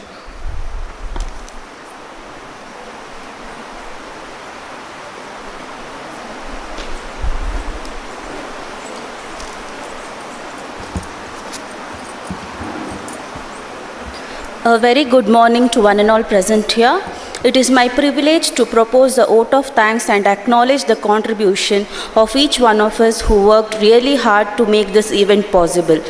I first and foremost thank the Almighty for being amongst us and blessing us throughout the session. I thank Reverend Sister Joyce Theresia, Provincial, Bangalore Province, Society of Sisters of St. Anne's Congregation, Madras, in her absence for supporting us in organizing this event. On behalf of the management and the entire fraternity of the institution, I extend my sincere thanks to our chief guest, Dr. S. Muralidhar, Professor and Head, Department of Commerce and Management Studies, President of Bengaluru North University, Teachers Council of Commerce and Management, who spared time from his busy schedule to grace the occasion. Your deep and intellectual way of imparting knowledge has added value to the glory of this event, sir. Today we had an opportunity to hear to you, and this will surely encourage us in all the future endeavors. Thank you, sir, for sharing your valuable time with us. A heartfelt gratitude to our respected Secretary, Reverend Sister Mary Vijaya, a strong pillar of support of our institution, for helping us in organizing this event. Thank you, Sister. A special thanks to a dynamic personality, our principal, Dr. Deepa BM, a driving force of this institution, who motivated and supported us in each step we have taken in organizing this national conference. Thank you, ma'am. We have been fortunate enough to be backed by a team of very proactive and dedicated staff. I thank the organizing committee IQAC, all the faculty members for their involvement and willingness in organizing this conference. I am gratified to all the academicians, research scholars, student participants, and paper presenters from various institutions for your presence. I am thankful to the technical team, non-teaching staff, and all the volunteers for their efforts in helping us in organizing this national conference, hoping for a successful event ahead. Thank you all.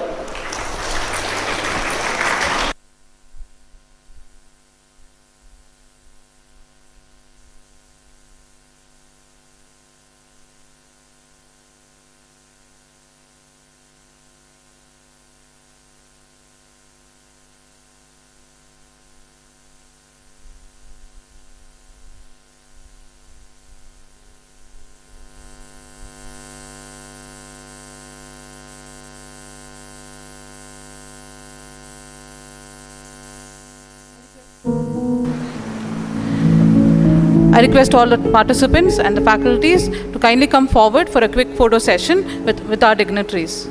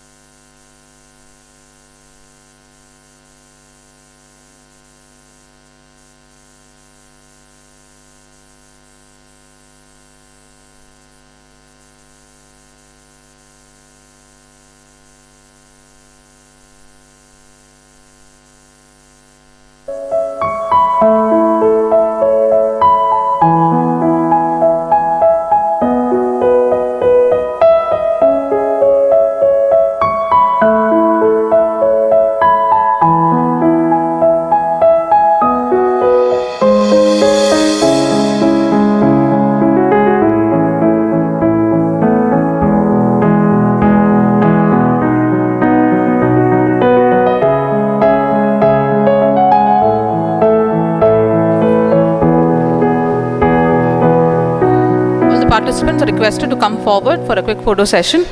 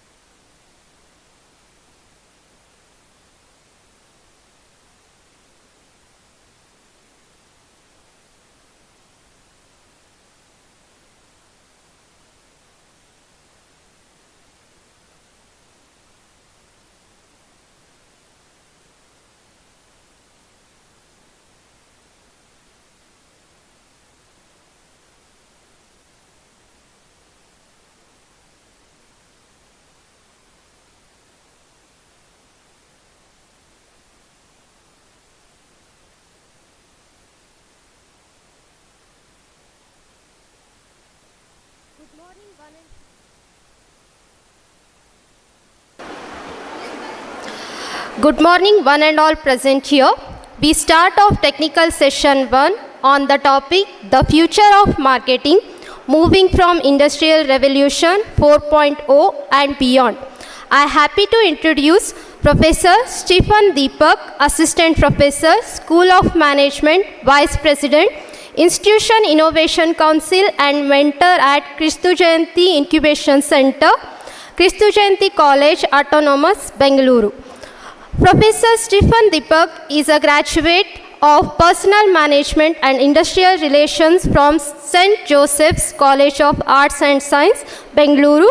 He has an MBA in Marketing from University of Madras. He also has a postgraduate diplomas in Marketing and Advertising, Personal Management, Industrial Relations and Retail Management, and an MPhil in Entrepreneurship.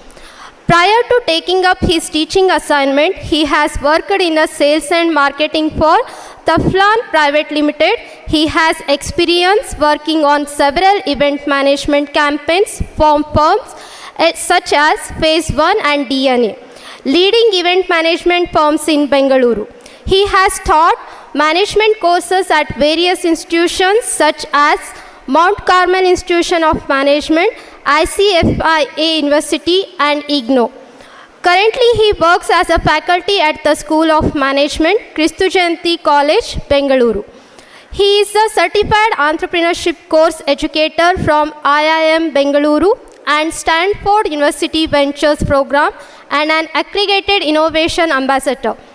Innovation Cell, Minister of Education, Government of India. He has 20 years of teaching and research experience and teaches several papers in the field of entrepreneurship, human resource management, and marketing management.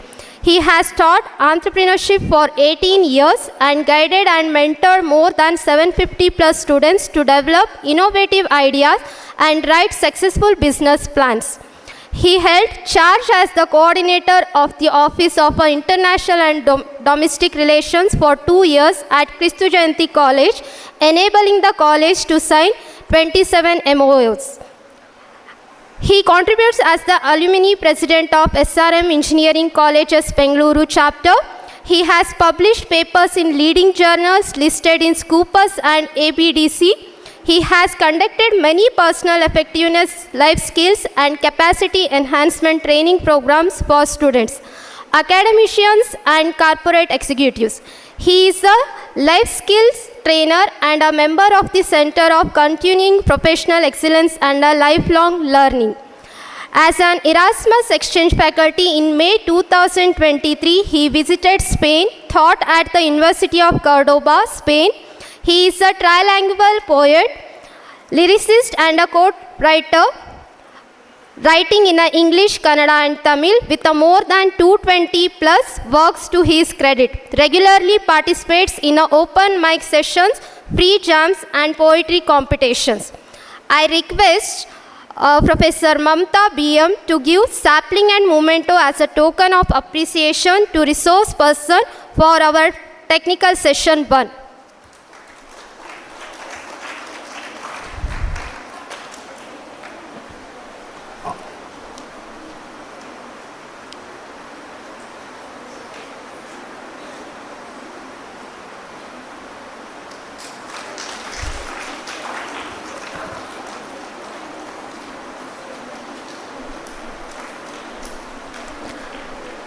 Thank you, sir. Thank you, ma'am. Ma'am, shall we start? So I will hand over the mic for a session, first technical session 1. Thank you.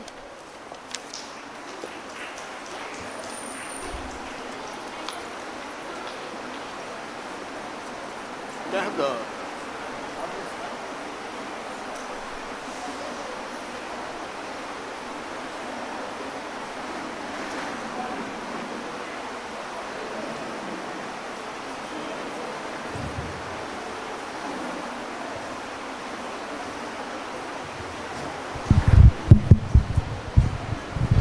So very good afternoon, everybody. Very good afternoon. Okay, thank you so much for the energy. First of all, before I start on the technical session topic, let me acknowledge with gratitude and thanks the invitation that has been extended to me. So I thank the principal, the secretary of the college, IQAC coordinator, and my beloved student Tina, Professor Tina. Professor Tina was my student at Mount Carmel College 11 years ago, and I taught her, and she gave me this invitation and asked me to come and talk to you. And when a student asks the teacher, "Sir, can you do this for me?" teacher will never say no. So I applied a whole day of on-duty leave, and I'm here to be a part of this conference, to be with all of you and to see what we can learn from each other. Okay. So without much ado, let me just get into the technical topic. I shared this topic and I said, will this be apt for all of you? Even if you like or you don't like, it has to be apt, because this is what's happening in the world. Okay, so we're talking about the future of marketing, Industrial Revolution 4.0 and beyond. Okay, so I'm going to be giving you a little insight on these. This is going to be the content of what I will be quickly covering in the next 40-45 minutes. We're going to talk about Industrial Revolution. And then if you want to talk about the future of marketing, you want to talk about the future of what kind of innovation comes in marketing, you need to understand innovations that are happening in business, right? And then we talk about the nucleus of what is the center or the core of Industrial Revolution 4.0. That's going to be the third. And what are the 6 principles that are driving Industrial Revolution 4.0? It's not that all of you are not aware of it. It's happening all around us. Right? Professor Muralidhar in the morning was giving you a lot of examples, a lot of information about what's happening with technology around us. Right? All of us are aware. We are very unconsciously using it. But what is happening is what I'm going to be talking, which is the core of Industrial Revolution 4.0 and how that has been emanated into every activity that we are doing as part of our everyday life. We're going to look at that. And then we'll get into marketing and what are the kind of innovations that that we are witnessing in Industrial Revolution 4.0. I want all of you to open your books,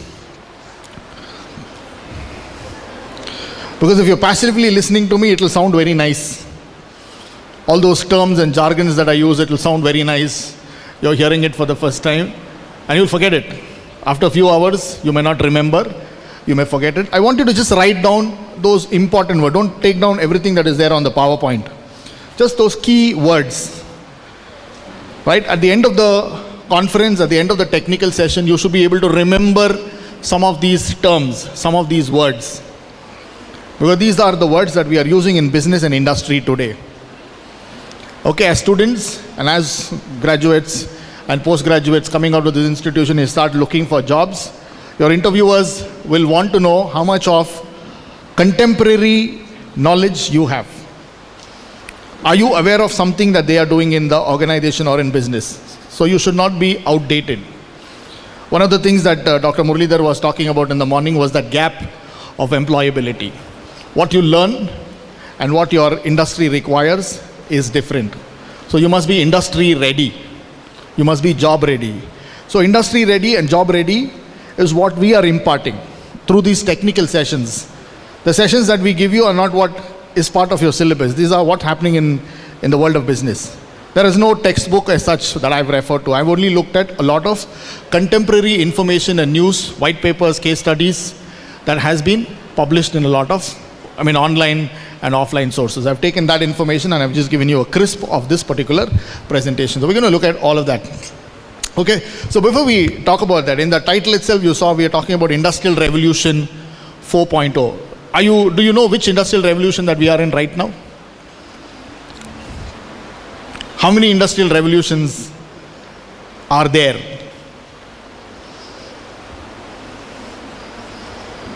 Like generations we talk about, right? Generation. First generation, second generation, third generation. Like that, we also have industry going through different generational changes. We are in the 4th generation. We are moving from the 4th to the 5th industrial revolution.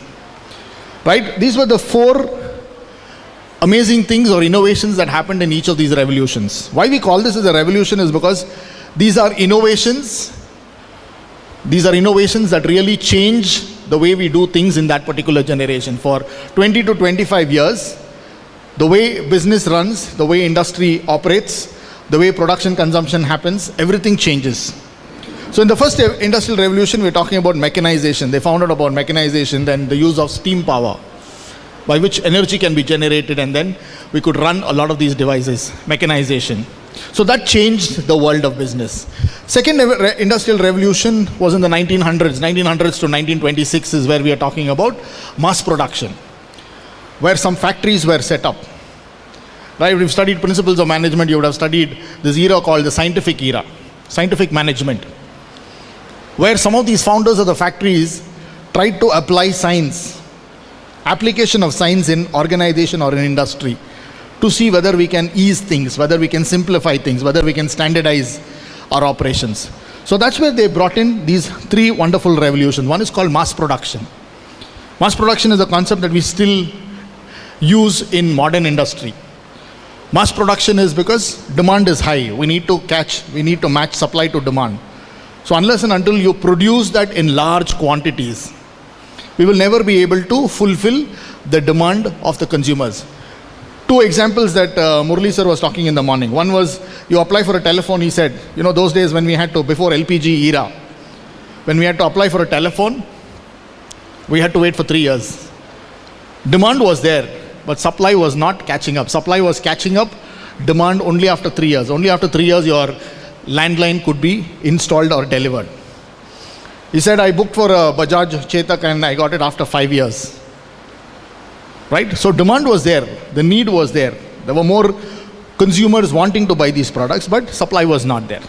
So how do we increase the supply? That is where they brought in the concept of mass production. Then once we discovered electricity, 1900s we discovered electricity. The moment electricity was discovered, machines could be run. It was no more manual, it was no more mechanical. Now with electricity you can do a lot of things. All of us understand what electricity can do. If there's a power cut for 1 hour, what happens to you? What happens if there's a power cut for 1 hour? Complete shutdown, right? Completely shut down. Absolutely nothing. You can't even look at your mobile phone if it is not charged. Complete shutdown. The same thing happens here. So that's Industrial Revolution 2. Third Industrial Revolution in the 1980s was where we're talking about computers. Slowly we were coming into the computer world. Computer, internet, www, World Wide Web, all of these innovations. And some amazing companies like Microsoft, HP, Dell, all these companies emerged around this period. Now we are talking about the fourth industrial revolution. We are in the fourth industrial revolution, moving into the fifth industrial revolution. The fourth industrial revolution talks about machine intelligence. Machine intelligence, where we are talking about machines being able to do a lot of things that human beings were doing. One more example that I was able to pick up from the keynote address. Murali sir was talking about a sister who went for a kneecap replacement. He gave you that example, right? So he said, I was imagining a group of doctors coming and operating on my sister's kneecap, and then I thought she's going to be hospitalized for more number of days. So they will remove the kneecap and fix the kneecap. But he said that didn't happen. The entire kneecap was replaced by robotic technology. That robotic technology is what we are doing in Industrial Revolution 4.0. Today, like how we have smart watches. Smart watch is also an Industrial Revolution 4.0 technology device. Smartwatch. What can you do with your smartwatch? You can do a lot of things, right? Not just trying to know what time of the day it is. It's like a mini mobile. It's connected to a lot of things. That's why we call it a smartwatch, because it can do multiple things. Smartwatches, smart devices. Today we have smart homes. If you want to switch on the fan, you don't have to go looking for a switch. You can click and you can do that. Or apps are there today. If you want a projector to be switched on, if you don't have your projector, if it's somewhere missing, you can download an app and the app will be able to fix that for you. All these are connected through these devices, apps, internet. The use of apps. All of these are fascinating things that we are doing in Industrial Revolution 4.0. Now we are moving into Industrial Revolution, the fifth Industrial Revolution, where we are talking about human intelligence. Where machine intelligence, which we discovered or developed in Industrial Revolution 4.0 and the human intelligence. We call this human re-engineering. A combination of machine intelligence, human intelligence. And what we can do with all these machines is what we need to explore in the Industrial Revolution 5.0. Now, why this is important for each one of you is because you are children of this generation. You're children of the 4.0 generation. When you come out, you should be aware of what's happening around you, in the world of business. When you go looking for jobs, they'll ask you to do these things. In 2000s, when I graduated, they asked me, do you know Microsoft Word? Do you know Microsoft Excel? Do you know how to make a PowerPoint? In 2000, none of us knew. None of us knew what to do. Or even in the banking sector, when they introduced computerization and internet in banking. Today we talk about e-banking, and Murli sir was also talking about you don't have to go to a bank. Bank is no more a physical entity. You don't need to go to a bank. I was giving you that example of if you want to deposit 50 rupees or withdraw 50 rupees, half a day you had to spend in the bank, stand in the queue. Today you can do that. I was sitting there listening to Murli sir. I took my phone and I finished 3 transactions on my phone. 3 monetary transactions. Using an app, using my mobile app, I was able to finish 3 transactions. I was able to pay 2-3 bills. I was sitting and listening to him, and my hand was fiddling, and I was able to finish 3 transactions, finished paying 3 bills, right? And I was able to book an appointment for 5:45 today evening using an app called Practo. I wanted to meet a doctor, so immediately opened this app called Practo and looked whether the doctor is available. Appointment 8 slots were available. 5:45, I booked my appointment. Done. And you all are doing amazing things, even much more amazing things than what I am doing. I know only a few things, but you all are playing around with mobiles because you know what is the extent to which you can use or utilize the features and the application that your mobile has. So be aware of all these things because this is what's going to make you employable.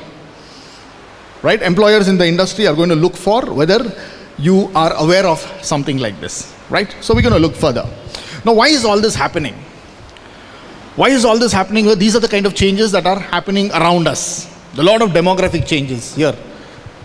One of the demographic advantage that India has is called the advantage of the demographic dividend. Again, picking up what Murli sir said, he said India has an advantage of the demographic dividend because a majority of India's population, around 56% of India's population is within the age group of 18 to 40. Right? 18 to 40. That's almost around 600 to 650 million people in India.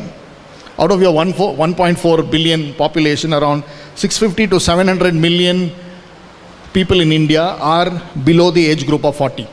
You know what's the advantage? If you're below the age group of 40, you're employable, you're productive. You can go for a job, you're productive. So 750 million people will work and take care of the remaining 550 million or 550 million. In a lot of Western countries, what is happening, this population is aged. Majority of the population is in the 65 age group, 60 to 80. They have an older population, small percentage of the younger population. So there are no people to work in those countries. That is where they are inviting Indians. They're opening up visa applications, asking a lot of people from India to come and work there because there are no people to work there. So we have a big advantage. Right? One of the questions that one of your students asked was, what is the advantage of LPG? What sort of advantage has India got LPG? Right? Because of that LPG, because of this demographic dividend, and sir was also talking, one of the advantages that India has is that English speaking advantage. For us, English is a very natural language because of what the British did and left here. Some of us speak English much better than our own mother tongues. So it's easy advantage for India as well. It's like a win-win situation. A lot of American companies have outsourced their jobs. Today you talk about ITES, Information Technology Enabled Services. Today a majority of our Indian students are working in call centers, in BPOs, in KPOs, in RPOs, service industry. 80% of the service industry is now connected to production, IT and IT services. A majority of these English-speaking Indian citizens are now working in these areas. So that's the demographic dividend. So that is what we are talking about. And a lot of these products that are American company products or European company products are manufactured in India. Why? Because we have the ecosystem. We have an entrepreneurial ecosystem. We also have a business ecosystem where a lot of things work. And our labor is much affordable. Our labor is much affordable. Earlier, our statistics used to be if you want to hire an American and an Indian, for the salary that you pay one American, you will get 8 Indians. The same salary that you pay an American, you will get 8 Indians to work. Why? Because we have a large population. And that population is what we call as the young population, is what we call as a demographic advantage. That's happening. There's a lot of shift in global power. Right? We talk about Make for India, and India is now the epicenter of all business activity. It's no more the United States, no more China. Right? So India is an emerging superpower. The whole world is now looking up to India because a lot of advantages are what we see in India. Third, we're looking at rapid urbanization. Rapid urbanization is how cities, how rural areas are becoming cities. Cities are becoming metropolitan, cosmopolitan cities. When I was traveling from my place and coming towards this particular place, Sacred Heart College, I was remembering 30 years ago I was here in Jeevan Bhima Nagar. Except for the KPWD quarters, some of you know KPWD quarters, except for those KPWD quarters, there was nothing else over here. And then the DRDO and the aeronautical establishments were there. There was absolutely nothing. This was just the outskirt. Right? There was nothing over here. And this place, what you see, there was, St. Thomas Church was there. That main road, and from the main road, it used to be like a down ditch. It used to be a downhill. Even now, it's like a downhill, but there was absolutely no structures. Nobody would venture this side after 6 o'clock. And that's the road I used to be cycling when I used to be a school boy over here. And I'm seeing rapid changes.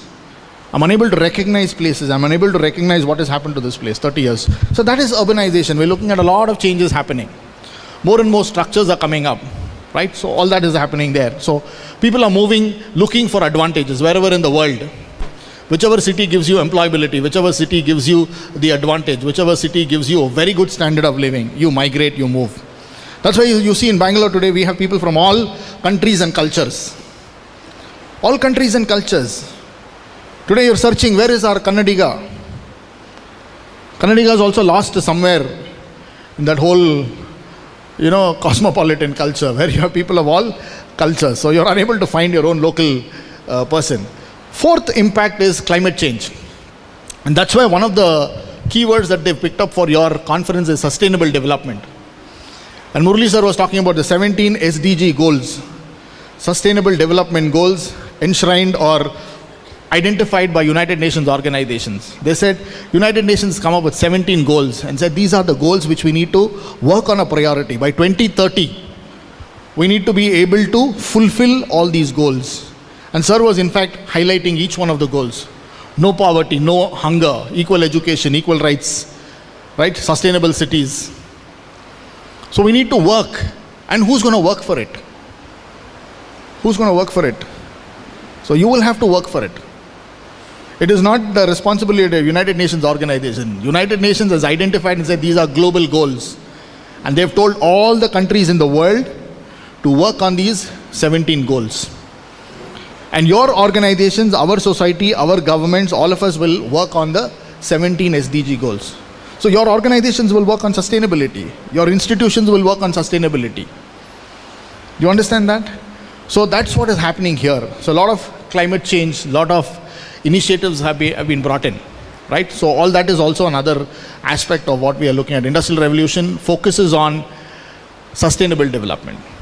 And when you get into organizations, when you develop strategies or plans or anything, your organizations would want to know whether you're fulfilling three things. We call this as the 3 Ps of sustainability. Right? For example, if your top management asks you, can you come up with a marketing proposal or can you develop an HR policy that looks at engaging employees? Anything that they come up, your solution must be able to look at 3 Ps. The 3 Ps are called the triple bottom line. It's called the triple bottom line. Please write all these down, keywords I'm telling you. It's called the triple bottom line. The triple bottom line term was coined in the year 1994 by a sustainability consultant called John Elkington.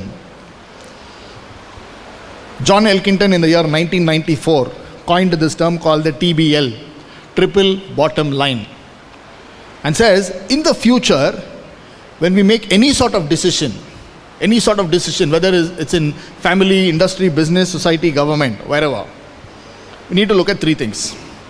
Whether my decisions are helping me to increase my first P, which is called the profits. Whether it's helping me increase my profits. There is no business that can survive without making profits. The objective of the firm is to make profits. You understand? So you're in business to make money, to make profits. So you need to look at any decision or anything that you want to implement in your organization. You are increasing profits for your firm. Is it profitable? Right? If you want to come up with an HR policy to increase employee engagement among your employees, you need to see whether that initiative or that activity or that exercise that you're bringing in for increasing employee engagement is profitable. Are your employees going to feel happy? Are they going to be satisfied? Are they going to be connected? Are they going to increase their organizational commitment? And whether they are willing to contribute more. So an happy employee is a productive employee. Productive employee is a profitable employee. Right? So you need to look at something like that. Is it increasing profits? Your management is always going to look at whether there is a profitable idea or a profitable initiative. The second P is people. Are your people happy? Are you involving your people in your decision making?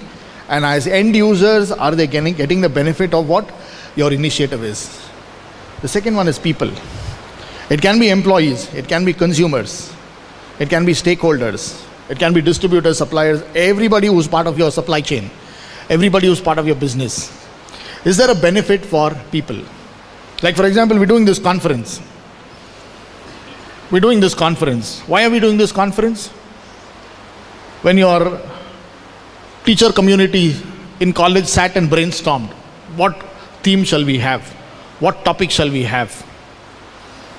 One of the primary objectives that they kept in mind is what is beneficial for our students. What is beneficial for our students? What is beneficial for academicians? What is beneficial for research scholars and the teaching community?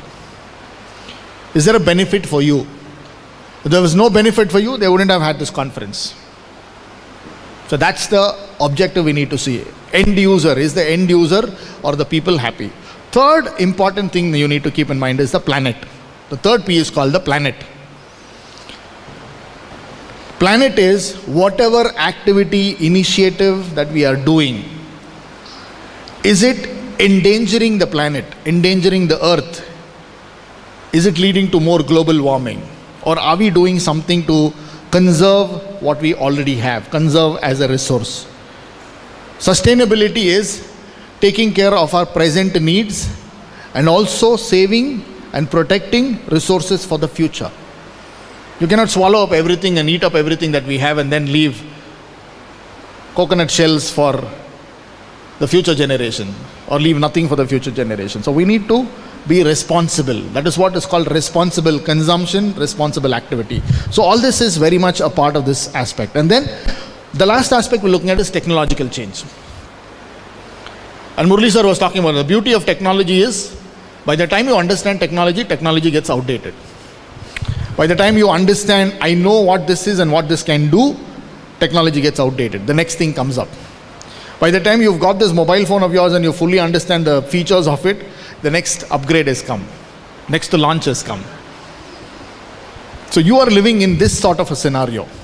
You know, all this put together, we call the world of business. You know what is happening? The world of business, business environment or the world of business.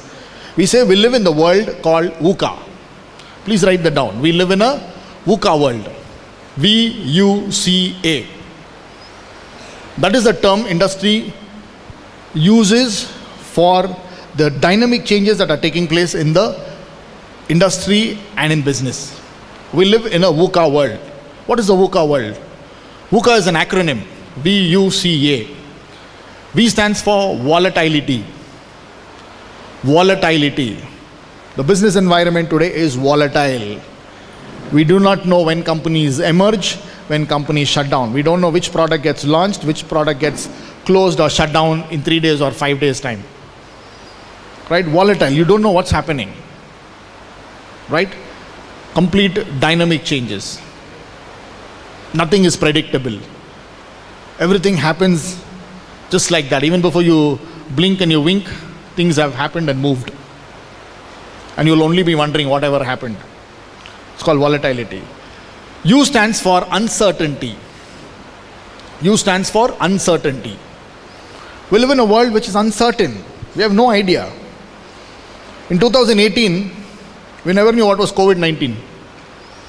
In 2018, did you know what was COVID? No. Right? In 2019, January 2019 is we had this international conference in Christu Jayanti College in collaboration with Trinity Western University from Canada. So one of the professors from Canada who was talking like me, giving a technical address, he said, in China, there is a pandemic that is broken. In China, because China already, the pandemic had broken. They shut it, they did not let the world know. Only in March or April did India get to understand what was COVID-19. So in January, sir is talking and telling, so we have Trinity Western University, they have campuses in many countries. One of the campuses that they had was in China. In China, they had their campus where students used to come like y'all to a regular college, study and go. They said there is a pandemic that has hit China, so there is complete shutdown. Students are unable to come to the campus, teachers are unable to come to the campus. So what we are doing is we are remotely telecasting the lectures. They said we are using online platforms. Students are sitting at home and listening to a lecture that used to usually happen in a classroom. And he said the advantage here is it's not that the teachers in the Chinese university are teaching those Chinese students. Now since it is online, we also have American from Canada. We also have Canadian from our university also. Some lectures are taken by the teachers, by professors. So we were all sitting in the audience and wondering, wow, so nice. When is this going to come to India?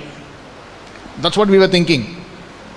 And I was telling my colleague, sir, what if this happens in our country? We can sit at home only and teach, no? Right? And students can sit and learn from their home. They don't need to come. It was a fantastically new phenomena. We were wondering when is this going to come to India? And within 3 months it came to India, and it was a stark reality for us.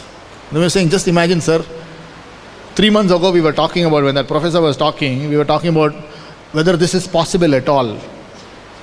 And in March and April, it became a reality. And we had shut down, complete lockdown. So that's what technology can do.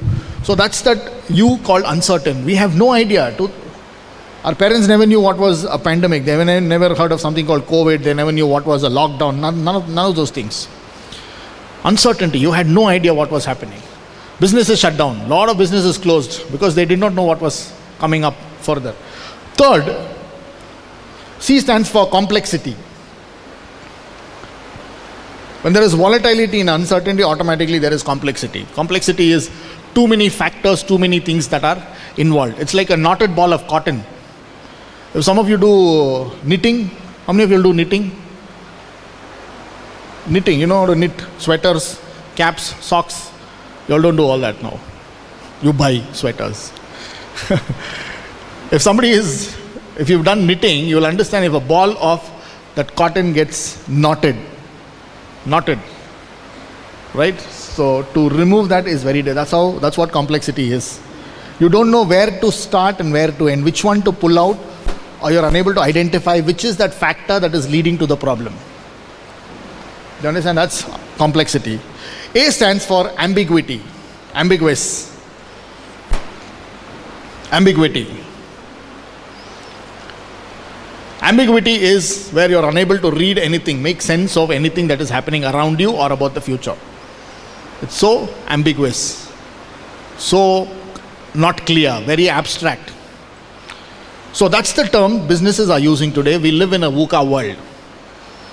And each of your organizations and industries today are in the VUCA world. They're trying to see how to operate in the VUCA world, how to survive, sustain, and make profits.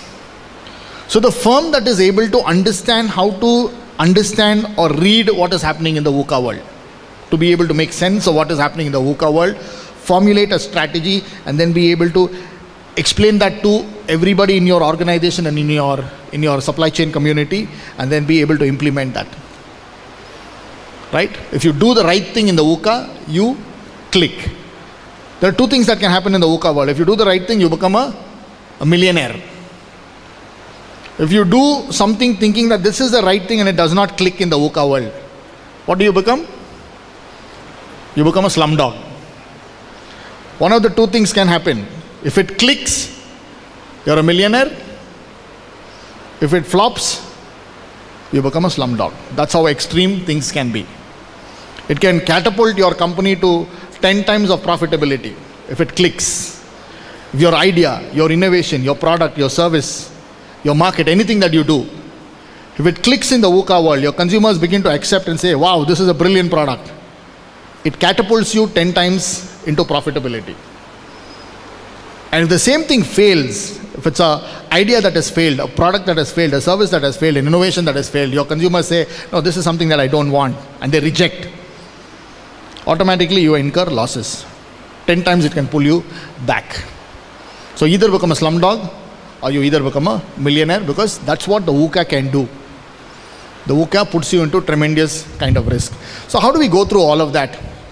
So this term Industry Revolution 4.0 was used in the year 2011.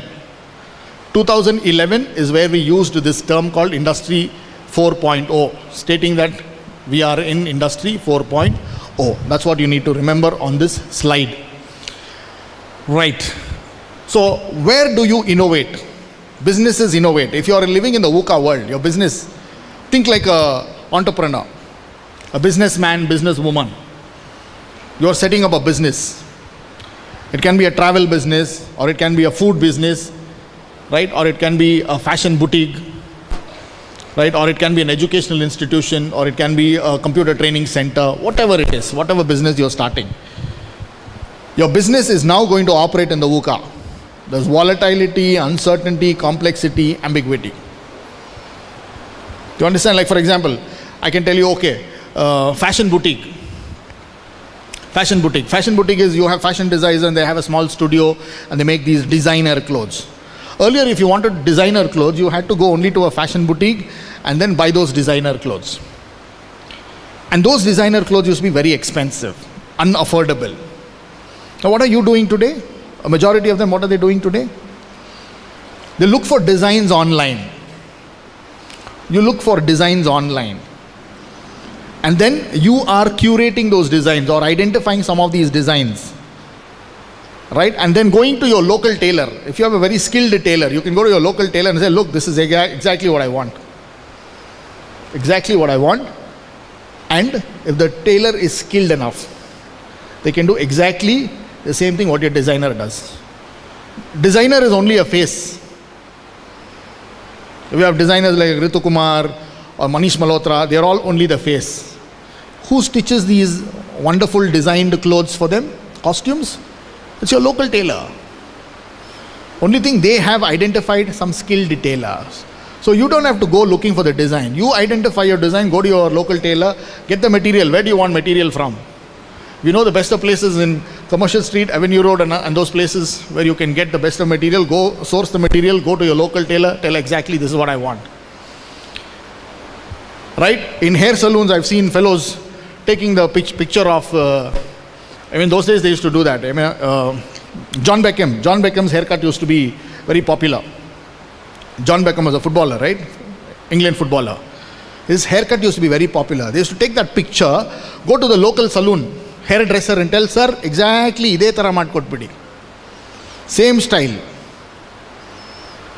So what happened? Straight he would do that. If you go to a designer hair studio, he will charge you. Right? If you have Google, just find out about this person called Javed Habib. Please write this down. Javed Habib. Javed Habib is a designer hairstylist. Like your local barber, he's also a barber. But he's a designer hair stylist, celebrity hair stylist. He does only for celebrities. What he does is exactly what your local barber does, that's it. You just have to be skilled enough in doing it. He will give you a David Beckham haircut and charge you 25,000 rupees. The local barber also will do that. But he will say, sir, 20 minutes al madodo, I've taken 45 minutes, and 50 rupayi extra kotpidi. So 150 rupees you will pay him. That's it, he'll do the same David Beckham. And today all these are wonderful things that are happening. See, that's what happened, that's innovation. You understand? Today things are so, this is what is volatility. That's why I'm giving you these two examples. In the VUCA world, it's not like there is one way of doing things. Right? These are all innovations, smart ways of doing things. So, that studio, the designer studio, or maybe the Javed Habib studio, or any of these people today cannot survive because their consumers are no more coming. They are doing things on their own, smartly, using all these technological devices and sources that they have. So, survival of a business today is very difficult. So, if you want to innovate, businesses are trying to see what product innovation can we do. They have to be one step ahead. Murli sir was talking about something, right? The moment you feel that you want to buy a car, that firm knows what you are feeling. You don't even have to tell them. You don't even have to tell the company, sir, I'm interested in buying a car. When can I come to the showroom, or when can you come and visit me? Because they found out your feeling. How did they find out your feeling?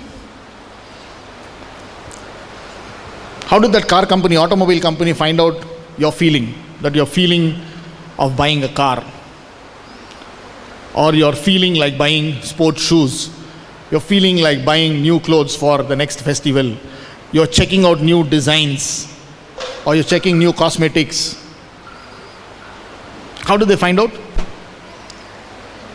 How do companies find out what you are thinking of? How? How do they know? How do they know?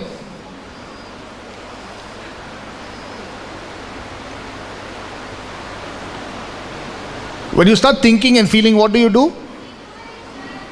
No, when you're thinking and feeling, I feel like buying a car, I feel like looking for a new line of cosmetics or new kind of clothing, what do? You go to your mobile phone. You go to your mobile phone and you search. And what are you doing? You're leaving a lot of search history. And companies today are using data analytics. There's a back-end analytics that works. They know what you're thinking and feeling, because what you're thinking and feeling is all on your cell phone. On your WhatsApp status, it's on your Facebook, it's on your Instagram, and then what you're browsing. You're leaving everything, you're leaving a trail. They can give you a complete profile of who you are. And you'll be surprised. You'll come and ask me, sir, do you know astrology? How do you know what I did last 3 days? What you did last 3 days is for the whole world to see, no ma. On WhatsApp status, Facebook, Instagram, everywhere. Search history. So we look at search history. So that's why when you're browsing, each of your browsing windows are different. Do you know that? When you browse on your account, your windows are different. Facebook, Instagram, your windows are different. Because what comes on your window is according to what you have searched, according to your interest, what you have liked. What comes on your friend's window is what she's interested, what she has searched, what she has liked. And this is data that companies look for. And they're looking for that, and then immediately know they'll contact you. If you browse shoes and then you just leave it. After 3 hours you go back and you're browsing something else. Something for your project or something you're checking on Google. Suddenly one pop-up will come. Right? That will be a shoe advertisement, or that will be offers for discounted shoes. Agio will show you, or maybe Flipkart can put up an advertisement. So you'll be wondering, how do these guys ever know? Right? Because this is how back-end analytics works. So in VUCA, this is important. You need to innovate on the product. Next is, if you can't innovate on your product, work on your service. Improve your service, improve the service. Product is the same, but can you deliver it faster, quicker? Right? So today there are two words that we are using in the industry. One is called agility, flexibility. Please write down those two words. Agility, flexibility. Agility and flexibility. So today's businesses can survive and sustain in the VUCA world if they are agile. Agility is the speed at which you are able to understand what your consumer wants and deliver. The lead time should be shorter. The moment you feel I want to buy a car, that fellow should be there at your doorstep. Or the moment you finish browsing and you keep the phone, immediately you should get a call. Hello ma'am, I'm from so and so. I'm from Ford Automobiles. Are you interested in buying a car? We can give you easy EMI options. We can give you a loan without any documentation. If you're unable to pay, then you're in trouble later. Yeah, they can do all that. So immediately, the speed at which anybody responds to your feeling, understanding, need, requirement and query is that company that is agile. Not just agility, we should also be flexible. I can't make the same car and give it to 20 people thinking that this car fits all. No. 20 people will have 20 different specifications, 20 different color choices. I want this, I want that, I don't want this, I don't want that. Is my organization flexible enough to understand these changes and accommodate these changes? Agility, flexibility. So if your businesses are expected to be agile and flexible, you should also be agile and flexible on your job. You're expected to be agile and flexible. Right? It's not just for the organization, but for you. Third, we're looking at is marketing innovation. Right? A lot of marketing innovation will also come in because these are new ways of reaching a consumer. Today, companies have stopped advertising on websites.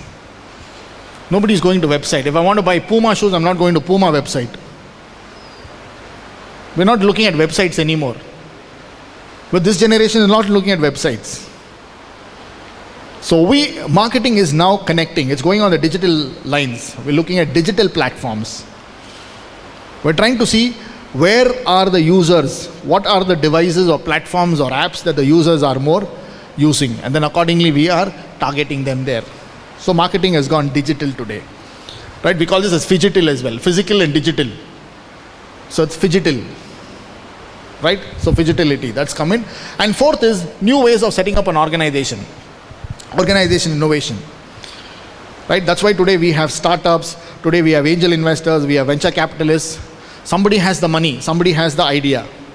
Somebody says, I don't have the idea, I don't have the money, but I know how to run this business for you. So all kinds of people today have a place in the organization. According to your skill, according to what you are able to bring to the drawing board of the company. You say, this is what I can offer, yeah, you are there. Organization. Today we have another economy called gig economy. Please write that down, gig. Today's economy, we use this term called gig economy. And jobs have become gig jobs. In the gig economy, employees are not fully employed by an organization. I'm not fully employed by an organization as a permanent employee anymore. I work part-time, I work freelance. I work for 5 companies. Right? I work for 5 companies doing 5 different jobs or tasks that those 5 companies have asked me to do. I'm not on the rolls of any of those companies. They want me to do a particular job. It's a 3-month project. I do the 3-month project, I'm off it. And then I look for some other company which is interested. So these are called gig jobs, where these are jobs which are of a temporary nature. Employee is not hired permanently or fully. Gig jobs. Right? Gig economy, gig jobs, and gig employees also. Employees also today are not committed to any organization. They say, I don't want to be in a 9-to-5 organization and do the same kind of job. I have the flexibility to work for 5 companies. I work for a 3-month project, 2 months I can take a break, then the 5th month I can join some other company and do some other project that they want. What I keep doing is 2 things. 3 months I do a project for one company. Then I understand if I want the project of another company 3 months later, I need to upskill and reskill myself. Please write those 2 words down. It's called reskilling, reskill and upskill.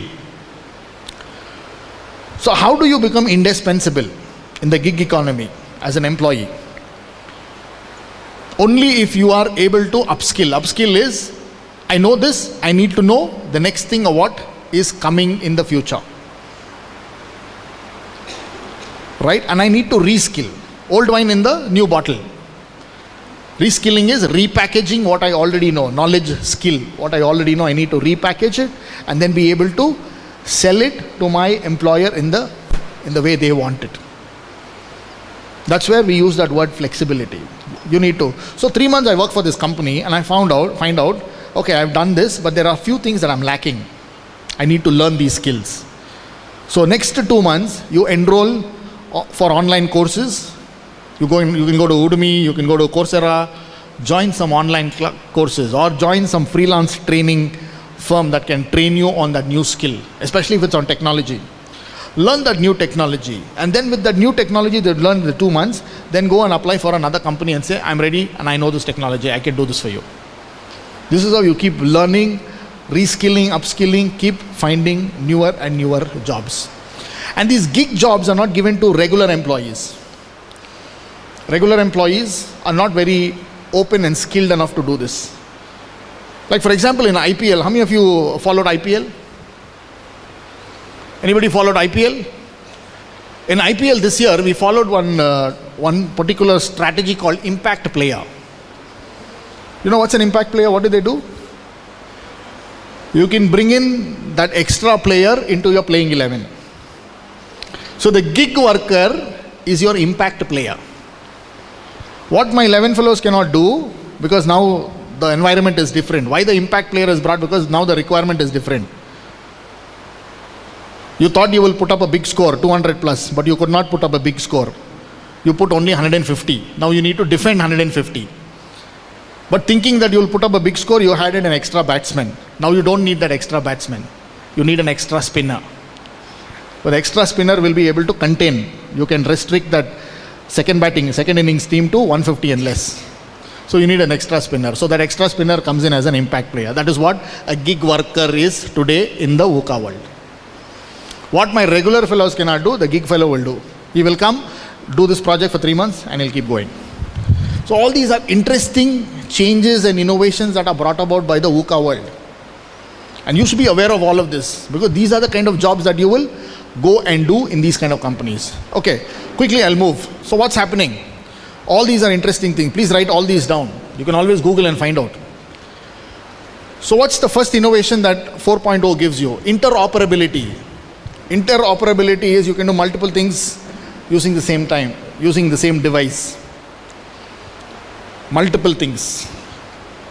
Interoperability. It's not like one device can do one thing. Like for example, your mobile phone is the best example of interoperability. Right?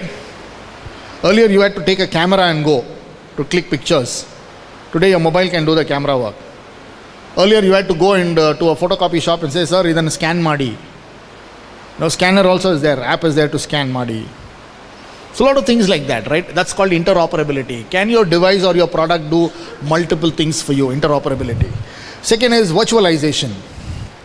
Virtualization is the ability to think about something that you want to physically bring into the market virtually. Can you virtually look at what things are going to be? Like for example, if you want to build a house, what is your house going to look like? Earlier they used to put on, the engineer's map, blueprint and show you this is where your hall, but you're still not able to visualize it. Today you can visualize the whole thing. That's virtualization. You can see a house using a VR, virtual reality, right? You can use a VR technology and you can see what your house looks like. You can actually move into the hall, move into the kitchen, you can climb the stairs. All that feeling is what you will get. It's like a sci-fi movie, what you've seen. Similar to that, virtualization. That's a big advantage. Third is decentralization. If you want to really operate, you cannot centralize the whole thing. You cannot have one boss taking all the decisions. So you've broken that down into multiple layers of decentralized decision making. So different groups, different managers, different leaders take decisions, because agility. If there's one person who wants to make decision, like for example, if your college says tomorrow we are going to take you for a trip, I want you to give a yes before 4 o'clock. 12 o'clock they announce and say, tomorrow we are going for a one-day field trip. We want your parents' permission. 12 o'clock they tell you, and they say by 4 o'clock we want you to make the decision. So you call up home. Only your mother is there. Your mother says, ask your father. Father is not reachable. He's gone off somewhere. This mobile phone does not connect, or there is no network in this place. Your dad is in a place where there is no network, or his phone is dead, battery is down. So you're unable to reach your father until 4 o'clock. So you're unable to give a consent. Teacher says, no, if you don't give a consent before 4 o'clock, I cannot take you on the field trip. So you missed that opportunity. Why did you miss that opportunity? Because decision making was centralized. Only your father had to say yes. Your mother was also empowered, and if some decision was given to your mother, also say, okay, you can take decisions on this also. Your mother would have said yes. That is decentralization. So we don't have to wait for your father to come. You lose opportunity. Agility and flexibility is not having power centralized, power decentralized. So if the boss is not there, the fellow who is supposed to, if A is not there to take a decision, B will take a decision, because you need to be agile, you need to be fast, you need to be quick. Otherwise you lose that opportunity. Somebody else will grab it and take it for you. Next is ability to work in real time. This is where remote work systems have come in today.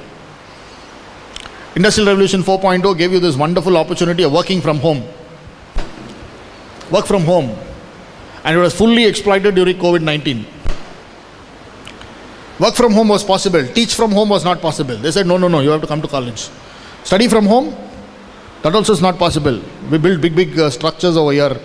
Big classroom, digital classroom, projectors, everything is there. So you have to come. Do you understand? Teach from home was not allowed. Study from home was not allowed. But work from home is allowed for many organizations. You know why? Because they pay a lot of money for renting those spaces. Office space. If you want to run an office in Manyata or an embassy, golf links and all, huge sum of money. You've got to pay rent. So when you work from home, we don't have to take such a big office. We don't need an office at all. Work from home. You understand? So that working on real time using remote working systems is what this has been made possible. And now we are looking at service orientation. Though we are working with technology, we are not letting the customer to be on their own. Whatever the consumer or the customer wants, we are going to that extent of satisfying a customer. Satisfying a customer to any extent. Even if it is out of your manual, you can see that. But that is what impresses a customer. It's not customer satisfaction. It's customer delight. So because there is a lot of competition. Only when some firm does something extra for me, that extra is what I remember. Like many of you girls are there, right? So when you go to your beauty parlor, when you go for your regular beauty parlor work, right? So you generally ask for one person, right? One specific person you ask. Like for example, there's a girl called Soumya. You'll say, Soumya idara? Is Soumya there to do your facial or your eyebrow or your haircut or anything? Soumya is not there. Gayatri is there, Rashmi is there, Smita is there, Varshini is there. So the manager says, Soumya is not there, but all these other 4 girls are there. You say, no. Soumya bandaka bhartini. Or I will wait for Soumya to finish that previous customer. I will wait for Soumya. Soumya only will do the best work for me. So why do you want only Soumya and there is not the other 4 service ladies, service providers? What is special in Soumya? All these 5 girls are trained. So comfort zone is only Soumya smiles. When she does a job, only Soumya smiles. Soumya knows you by name. Right? So Soumya adds that personal touch to you, which these other girls don't do. They do it like robots. Like they push their head here, push your head like this, turn your head like this, snip it. They don't even smile. They'll be listening to songs and cutting your hair.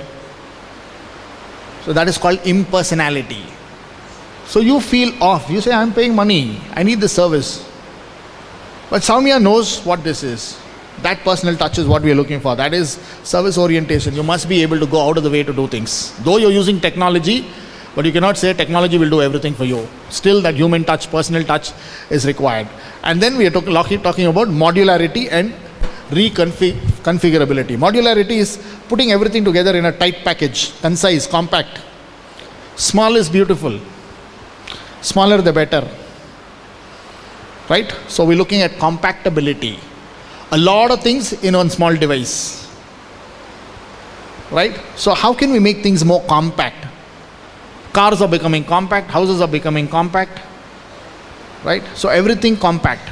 Too many things in small packages. Modularity and reconfigurability. A lot of complicated things, putting all that together and making sure that it is handy, easy to use. So all that is what we are trying to do with technology. If technology can make things easy for you, best and good at it. Okay? So I'm going to go to straight away some technological innovations. So you can write all this down. Some of the wonderful tools that we are using is called additive technologies. In additive technology, we use a concept called 3D printing. We can print anything today. The 3D printing technology. So you can look at that. A car can be built using 3D printing. Anything that is very complicated to make, you don't have to use real-time materials. Right? So we can use 3D printing and see what things look like. Additive technology, additive production. Augmented reality. Augmented reality is a lot of things beyond what is visible to you. What is visible to you. Like for example, if you want to drive a car and get this experience. If I'm going to drive this car, what am I going to feel? How am I going to feel? So augmented reality can make you drive the car on Commercial Street, MG Road and your C.V. Raman Nagar Road also. Only then you feel that experience. This is what it is. That's augmented reality. The virtual reality. Making a lot of things impossible possible before your eyes. You're writing it down, right? Additive production.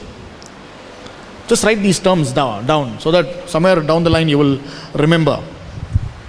Additive production. Second was augmented reality.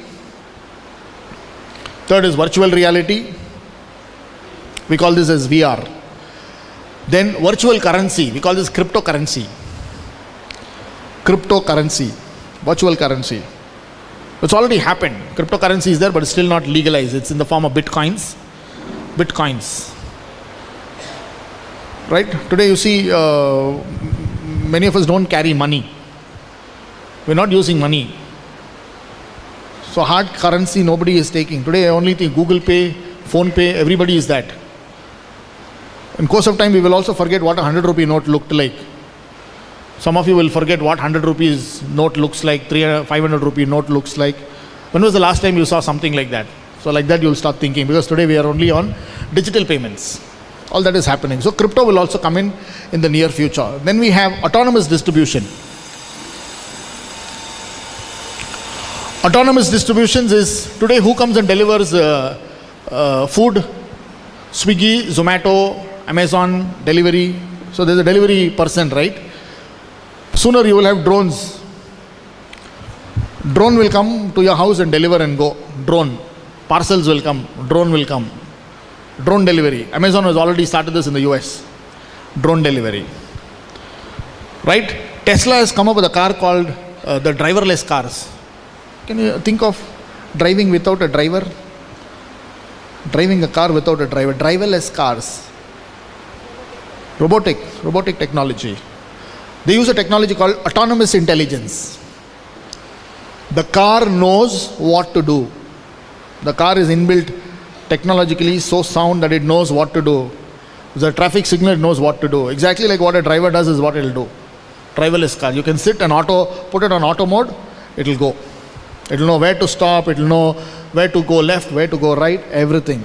Driverless cars. All these are wonderful things that are happening, right? And then organizing events, all of these will also change the way we do things. Organizing events will not be in the traditional way we do things. Marketing is definitely going to be relationship based. Yeah, thank you, Ma. Relationship based. That's why I gave you that example of Soumya. Soumya's example is very important. What is Soumya's example? Personal touch. It's not about whether you're using advertising, public relations, publicity, I'm using this, I'm using that, I'm spending money on this advertisement in this channel. All of that does not matter. It's all about personal touch. Who takes care of me well during that experience? When I go to a restaurant also, I want a waiter who smiles at me, knows me by name, and asks me what I want, remembers what my previous order was. So last time itto kondri, why don't you try this thing, that thing? Makes it comfortable for me, makes it easy, makes it like happy experience. That is personal touch. That is what is the relationship there. Relationship, completely understanding consumer needs. And product placement on shared platform today. What are we doing? Advertising using all the platforms where you are visible. It's not on TV that you see advertisements, but you're not watching TV. You understand? It's not on billboards, on MG Road or some board you don't see big board. Nobody sees that also today.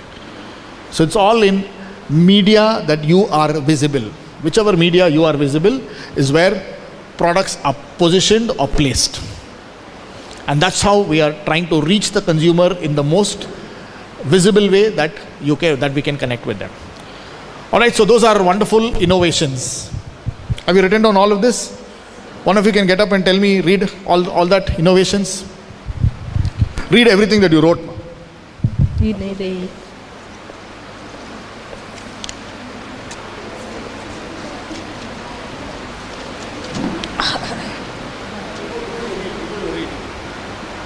You can write that down also. Mobile app marketing. Please put that down.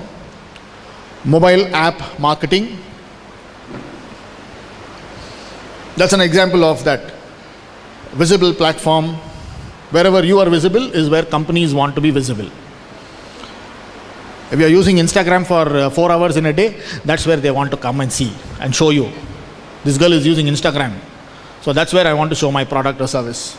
Then we have something called QFD. It's called the Quality Function Deployment, QFD. Quality Function Deployment is to make sure that we are able to deliver the final product in the same manner the consumer imagined. The same manner that you imagined is how we want to give you. So we do that quality function. Then product and packaging is also undergoing a eco-friendly design. Eco-friendly design, where product material that we use or the package material that we use has to do 3 things. We should be able to reuse, recycle, and reduce. Reduce, reuse, recycle. If you know these 3 R's, then you have successfully attended this conference. Sustainable development happens only with these 3 R's. And if you do those 3 R's is where you get into the next thing. Not the next thing, this one. Circular economy. Circular economy is reducing, recycling, reusing. Same thing. Now when this shirt becomes old, what do? I discard it. Now what happens to this? Earlier it used to go into the landfill. But now it's not like that. This material gets shredded.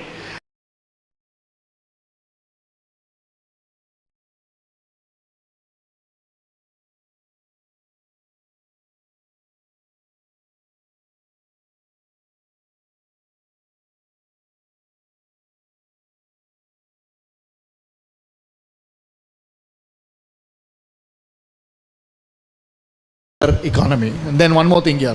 IoT, Internet of Things. Every device, every product, everything is now connected to the internet. It's called IoT. Alexa, can you do this for me? Alexa will do it for you. Why? Because IoT. Alexa, today I had a very long day sitting in the conference. Can you play some nice soothing music? Alexa will play for you. This is IoT. Right? Internet of Things is also this. The moment you walk out of the room, you don't have to switch off the light. Light will switch off all by itself. The moment you go sit on the chair, fan will switch on in the speed that you want. This is called the Internet of Things. Connected. And then we do guerrilla and viral marketing. Guerrilla and viral marketing. In IPL, we were using that. to a large extent to surprise you. Do something extraordinary to surprise you and thereby market or market or advertise the product to you. Guerrilla and viral marketing.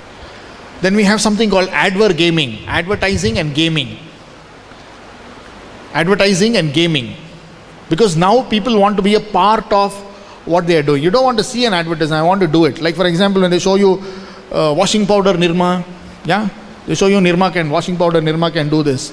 They want to give you this feel as to how is it when you rugged and bugged, like how they show that lady in the thing. So that's sort of an experience where you're part of that advertising, where you're part of that engaging, you're doing it like that person and getting that feel of it, not just going by what somebody is showing or telling you. That's called advergaming.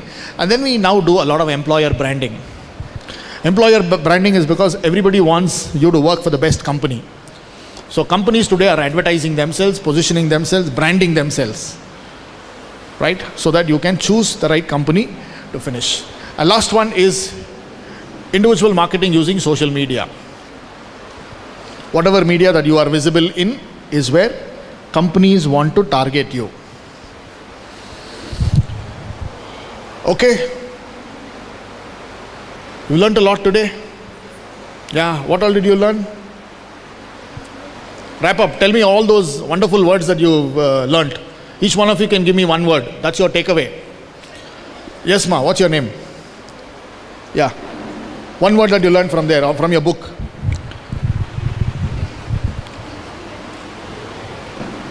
You understood about fifth. You understood that we are in the Industrial Revolution 5.0. Okay. Industrial Revolution 5.0. Anybody else? You want to go for lunch quickly? You have to give me answers quickly. VUCA, yeah, that girls, they all liked it. Tomorrow when they buy a puppy, they want to name the dog VUCA. Triple bottom line. Okay, very good. So we've learned about Industrial Revolution 4.0 and 5.0. We learned about VUCA. Then we learned about triple bottom line. Triple bottom line. Then 6 principles of innovation. Marketing innovation. 6 principles of marketing innovation. Then additive technologies. Gig economy. Okay, gig economy. They learned about gig economy. Then marketing tools. So she gave me marketing tools, all of that. Then reskilling and upskilling. Reskilling, upskilling. Wonderful. Then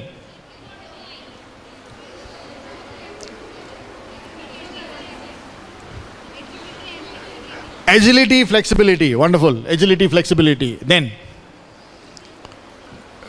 triple bottom line, 3 P's. Profit, people, planet. 6 principles of marketing innovation. And then all those tools. What are the tools? Circular economy, IoT, artificial intelligence, virtual intelligence, 3D printing, cryptocurrency. You know all of this? Yeah, those are technologies of Industrial Revolution 4.0. If you know that much, that's enough. Thank you. Enjoy your learning, enjoy your time.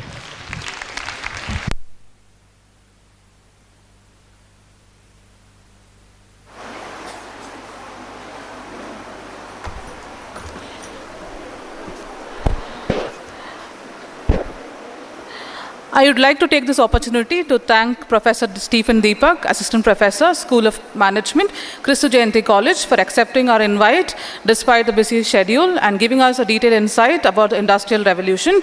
Thank you, sir. I request Dr. Prasanna Kumar, Head Department of Kannada, to give away the Certificate of Appreciation to sir.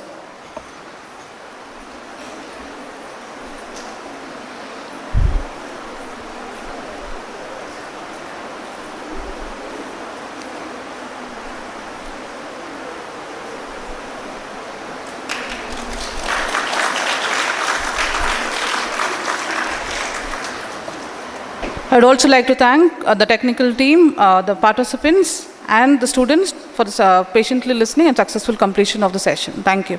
We have a lunch break for half an hour, and then we start with the technical session too. Thank you.